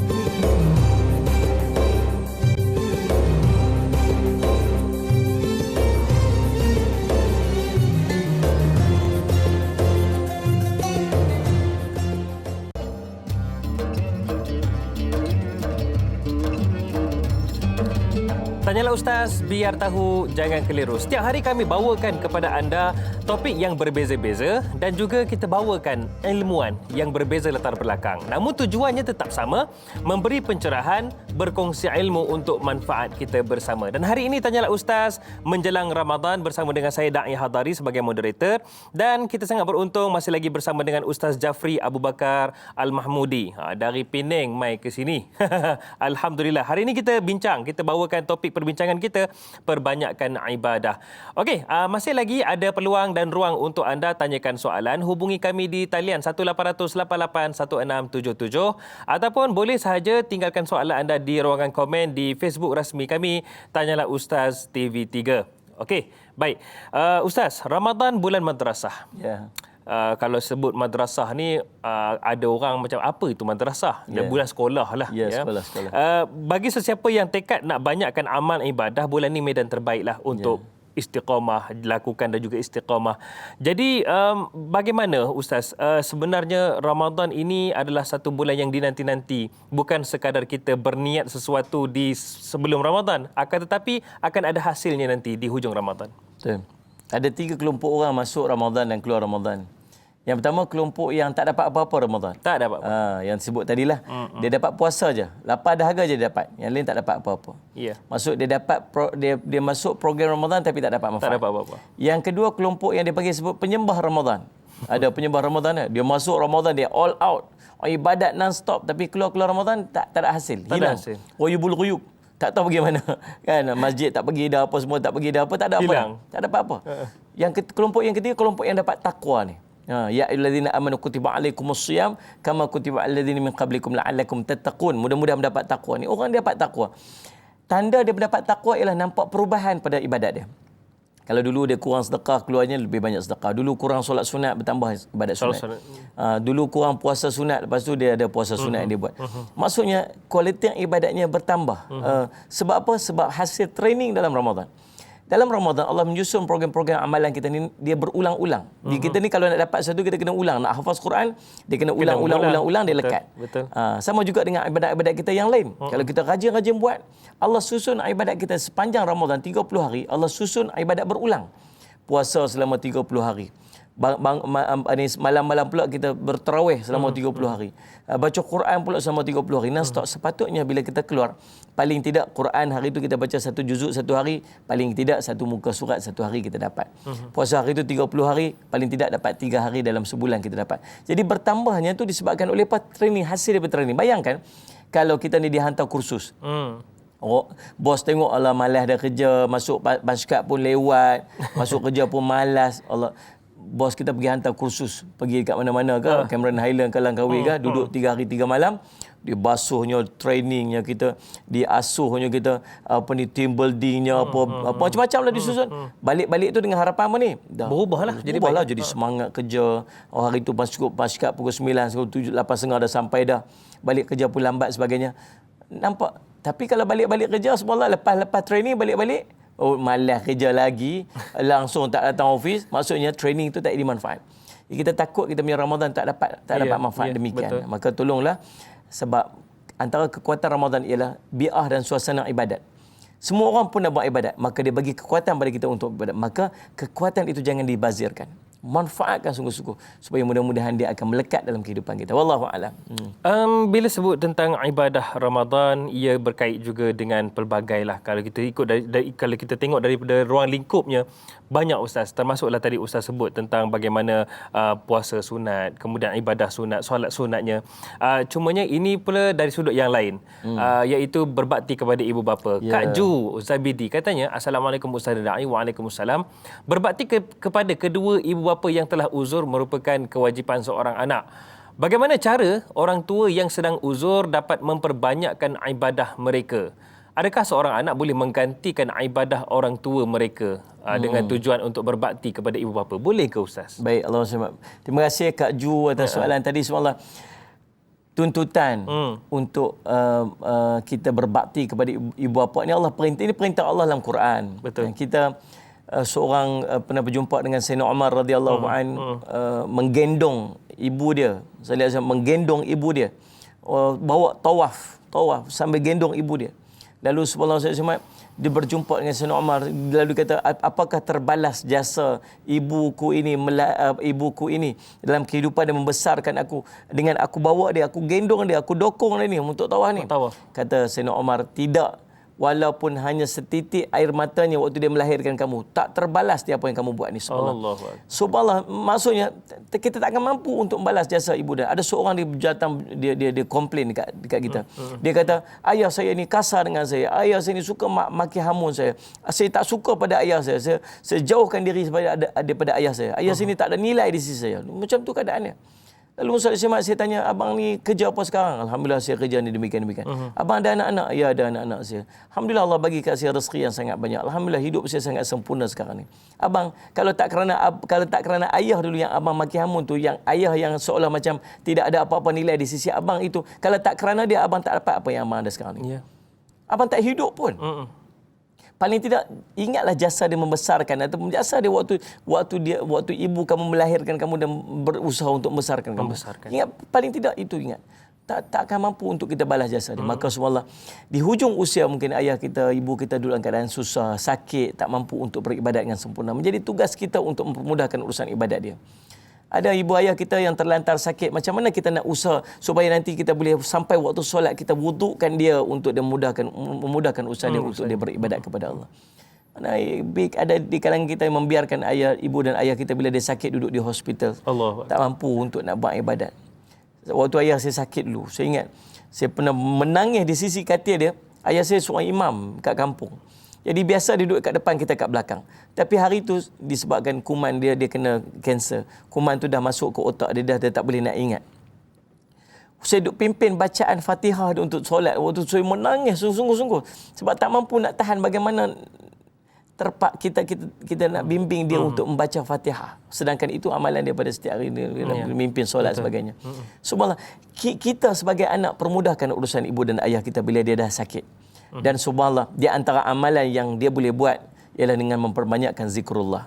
Mungkin anak-anak boleh pimpin ibu-ibu ayah kita untuk berzikir kepada Allah, beristighfar kepada Allah. Dan soalan kedua, bagaimana pula boleh tak seorang anak menggantikan ibadat-ibadat Ustaz?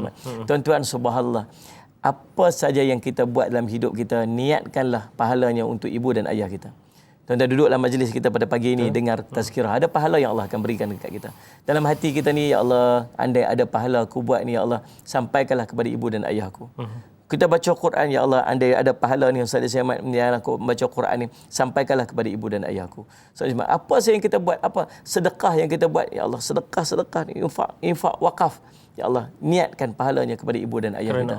Kita bagi kepada ibu dan ayah kita, insya-Allah ganjaran yang sama Allah akan berikan kepada kita. Sikit pun Allah tak akan kurangkan. Maka tidak ada sikit pun, sahabat tuan-tuan, Allah SWT, kerugian kalau kita melakukan ibadat kemudian kita niatkan pahalanya kita sedekahkan kepada ibu dan ayah kita. Insya-Allah apa yang kita buat pada ibu dan ayah kita, macam itulah anak-anak kita akan buat dekat kita, insya-Allah. Wallahu a'lam. Untungnya ibu dan ayah yang mempunyai anak yang soleh, kerana Nabi SAW menyebutkan dalam hadis yang sahih, antara 3 perkara yang bermanfaat ditinggalkan oleh seseorang, salah satunya iaitu doa daripada anak-anak yang soleh.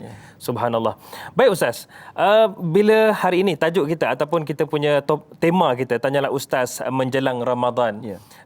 Ramadan nanti yang bakal tiba ini, kita semua sedia maklum, ramai yang sudah sedia maklum bahawasanya Ramadan itu adalah bulan Al-Quran.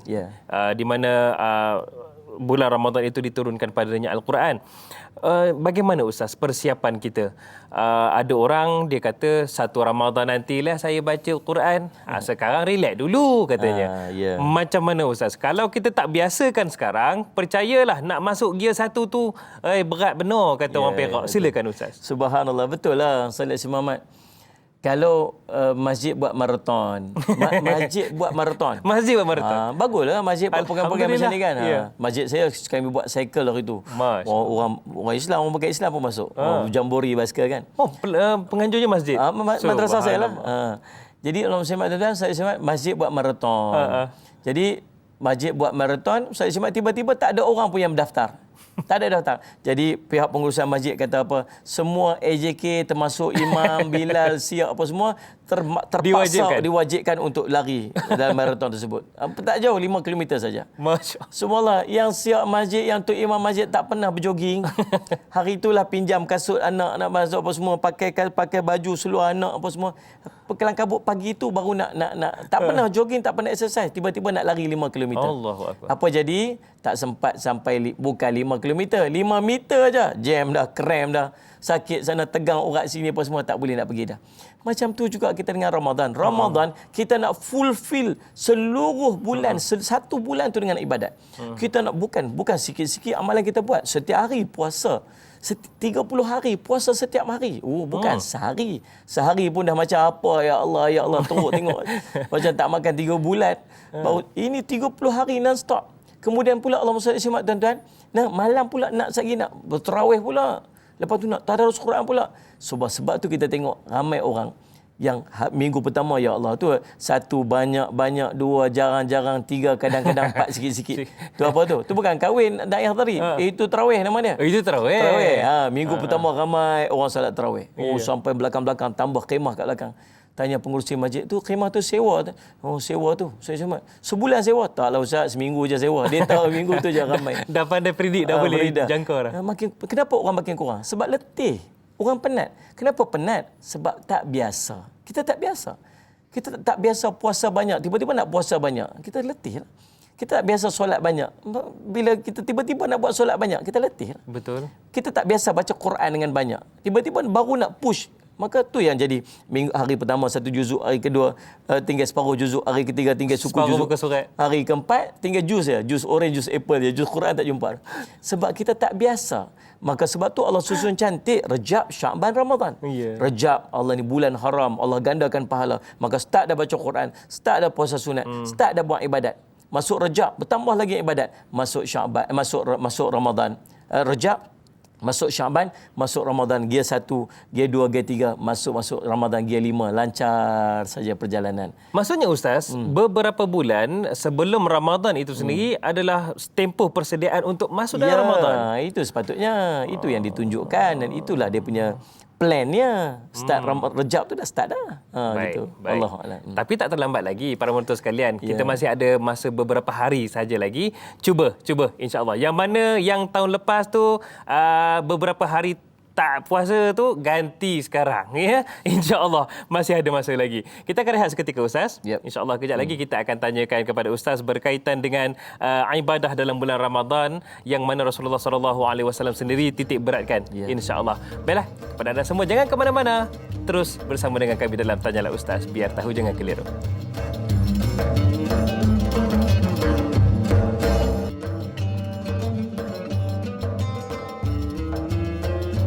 Dalam persediaan kita menyambut Ramadan Al-Mubarak tak lama lagi, insya-Allah kita manfaatkan masa yang kita ada untuk persediaan kita, bawa kelengkapan kita iaitu ilmu kita juga. Jadi hari ini sangat hebatlah kerana kita dapatkan ilmu tentang perbanyakkan ibadah bersama dengan Al-Fadhil Ustaz Jafri Abu Bakar Al-Mahmudi. Baiklah Ustaz, seronok bila bersama dengan Ustaz ni. Tak terasa tiba-tiba jam dah menunjukkan 8 lebih dah Ustaz. Oh, ya Allah. Cepat benar masa berlalu Ustaz ya. Betul Ustaz. Cumanya perbincangan kita ini saya lebih suka kalau kita bawakan menyelusuri sirah Nabi SAW dan ada kena-mengena je dengan kita. Cuma fokus kita kali ini kepada keluarga. Soalan saya ini ada kaitan dengan sahabat kita punya soalan ni. Cuma saya bacakan soalan saya dulu Ustaz ya. Rasulullah SAW amat menitik beratkan ibadah dalam Ramadan sehingga diriwayatkan dalam hadis yang sahih Rasulullah mengajak keluarga baginda i'tikaf di masjid sehingga diriwayatkan Rasulullah mengetatkan kainnya. Soalan daripada Megat Muhammad Farish. Assalamualaikum Ustaz, Da'i dan kru. Waalaikumsalam. Apakah dibolehkan untuk seseorang itu meninggalkan keluarganya sama sekali untuk beribadat sepenuhnya sepanjang bulan Ramadan semata-mata untuk Allah? Ini lain daripada Rasulullah pula. Dia tinggalkan keluarga, dia nak fokus ibadah. Adakah itu akan mendapat murka Allah jika perbuatan itu akan memudaratkan keluarga yang ditinggalkan sepanjang Ramadan? Mungkin Ustaz boleh fokuskan peranan ketua keluarga itu sendiri. Allahumma salli ala Sayyidina Muhammad. Tuan-tuan yang dirahmati oleh sekalian, Allahumma salli ala Sayyidina Muhammad. Bayangkan kalau kita nak pergi ke satu tempat yang sangat cantik lah. Pergi New Zealand ke, kita pergi umrah lah. Pergi umrah. Pergi umrah subhanallah. Kalau kita pergi seorang-seorang best lah. Ambil gambar, letak dekat Instagram, letak dekat Facebook. Alhamdulillah telah sampai ke kota suci Mekah. Yang paling best sekali kalau ada isteri kita dekat sebelah. Isteri kita pun pergi sekali. Betul. Yang lagi best sekali kalau anak-anak kita pun semua lagi sekali semua. Pun ada sekali. Pun ada sekali. Lagi seronok. Satu family semua ada. Anak dengan cucu semua sekali. Yang paling best sekali. Subhanallah. Bayangkan yang paling best, tempat yang paling cantik, tempat yang paling indah, tempat yang fulfill segala keinginan kita, nama syurga Allah SWT. Allah. Dan bayangkan syurga bukan kita seorang-seorang. Syurga itu anak kita ada sebelah, keluarga isteri kita, semua keluarga kita semua ada sekali. Alangkah indahnya keadaannya demikian. Maka subhanallah saya selamat, maka usahalah untuk memastikan bukan sakat kita tapi seluruh ahli keluarga kita dapat masuk syurga Allah SWT. Dalam urusan ibadat kepada Allah dalam bulan Ramadan, Allah bukan khusus untuk kita seorang, juga kepada isteri kita, juga pada anak-anak kita, juga pada ahli keluarga kita. Seorang ahli keluarga, seorang ketua keluarga berperanan untuk memastikan seluruh ahli keluarganya seolah mendapat manfaat daripada Ramadan. Jangan jual ikan. Atau jual ikan, selfish. Saya blog selfish. Duduk kisah diri dia sendiri. Anak-anak ada kadang-kadang anak-anak yang tak berpuasa. Soalnya kadang-kadang ada kehilangan Ustaz Ismail, kelebihan disebabkan kita hari ni tahun ni bulan ni ayah nak tumpu untuk ibadat. Kamu pandai-pandailah sendiri. Kamu nak makan pandai sendiri, kamu nak buat ibadat apa pandai-pandai sendiri kamulah. Tuan-tuan, tuan-tuan, dalam bab cari makan tak payah suruh anak-anak kita, tapi dalam bab ibadat Allah sebut wa'mur, perintahlah sallallahu alaihi Muhammad nak kepada ahli keluarga aku bisolati, untuk solat, wastabir alaiha, dan bersabarlah kamu dalam menjalankan perintah tersebut. Allah suruh, Allah tahu dalam keadaan nak suruh anak buat ibadat ni sangat susah. Kamu sabar. Allah bagi dekat kita tuan-tuan dalam bulan Ramadan yang tak ada pada bulan-bulan yang lain. Ibadat makan sekali. Betul. Makan sekali. Manfaatkan waktu makan sekali itu untuk kita berdoa kepada Allah, untuk kita bersama dengan anak-anak kita. Kemudian makan sekali, solat sekali. Nabi SAW keluar pada malam-malam akhir Ramadan. Kejut anak dia, kejut menantu dia, kejut anak dia untuk bangun untuk bertahajud kepada Allah SWT. Pada malam-malam 10 akhir Ramadan. Nabi ikat kencang kain ni macam disebutkan oleh Da'i Hadari tadi. Dengan maksud Nabi perbanyakkan ibadat. Tapi Nabi tak pernah tinggalkan ahli keluarganya untuk beribadat bersama-sama dengan dia. Maka tuan-tuan Allah SWT, Ramadan kali ini saya nak minta tuan-tuan bukan sekat kita, tapi nak pastikan seluruh daripada keluarga kita pun beribadat kepada Allah dengan sesempurna ibadat. Kita permudahkan isteri kita dan anak-anak kita. Sebab tu orang yang paling banyak sekali dapat pahala dalam bulan Ramadan tahu siapa? Isteri kita. Jangan main-main. Kenapa Ustaz? Subhanallah. Kalau dai hadari puasa, saya bagi dai hadari buka puasa dapat pahala apa? Dapat saya dapat yang pahala. puasa lah. Orang sahur. Kalau saya kejut untuk bangun tahajud, saya pun dapat pahala tahajud. Mandala al khair falau mithlu ajri fa'ali. Siapa tunjuk satu benda kebaikan, maka pahala dia seperti mana dia melakukan. Isteri kita kejut sahur, subhanallah, bangun. Bukan abang dia bangun, abang orang lain pun bangun juga. Satu kampung bangun dengan suara dia saja. Punya banyak pahala. Siap makan. Kalau tak jaga seorang isteri, habis satu keluarga tak makan sahur.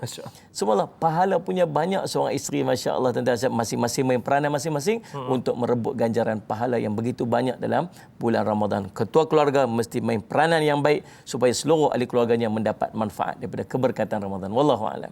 Ya, paling penting ketua keluarga dah mula dah kena hafal Al-Quran. Jangan pula tiba-tiba nak baca ayat apa ataupun ayat itulah dia ulang. Ya, qul daripada awal Ramadan sampai hujung Ramadan. Ayat tu je Ustaz yang dibaca ketika jadi imam. Okey Ustaz.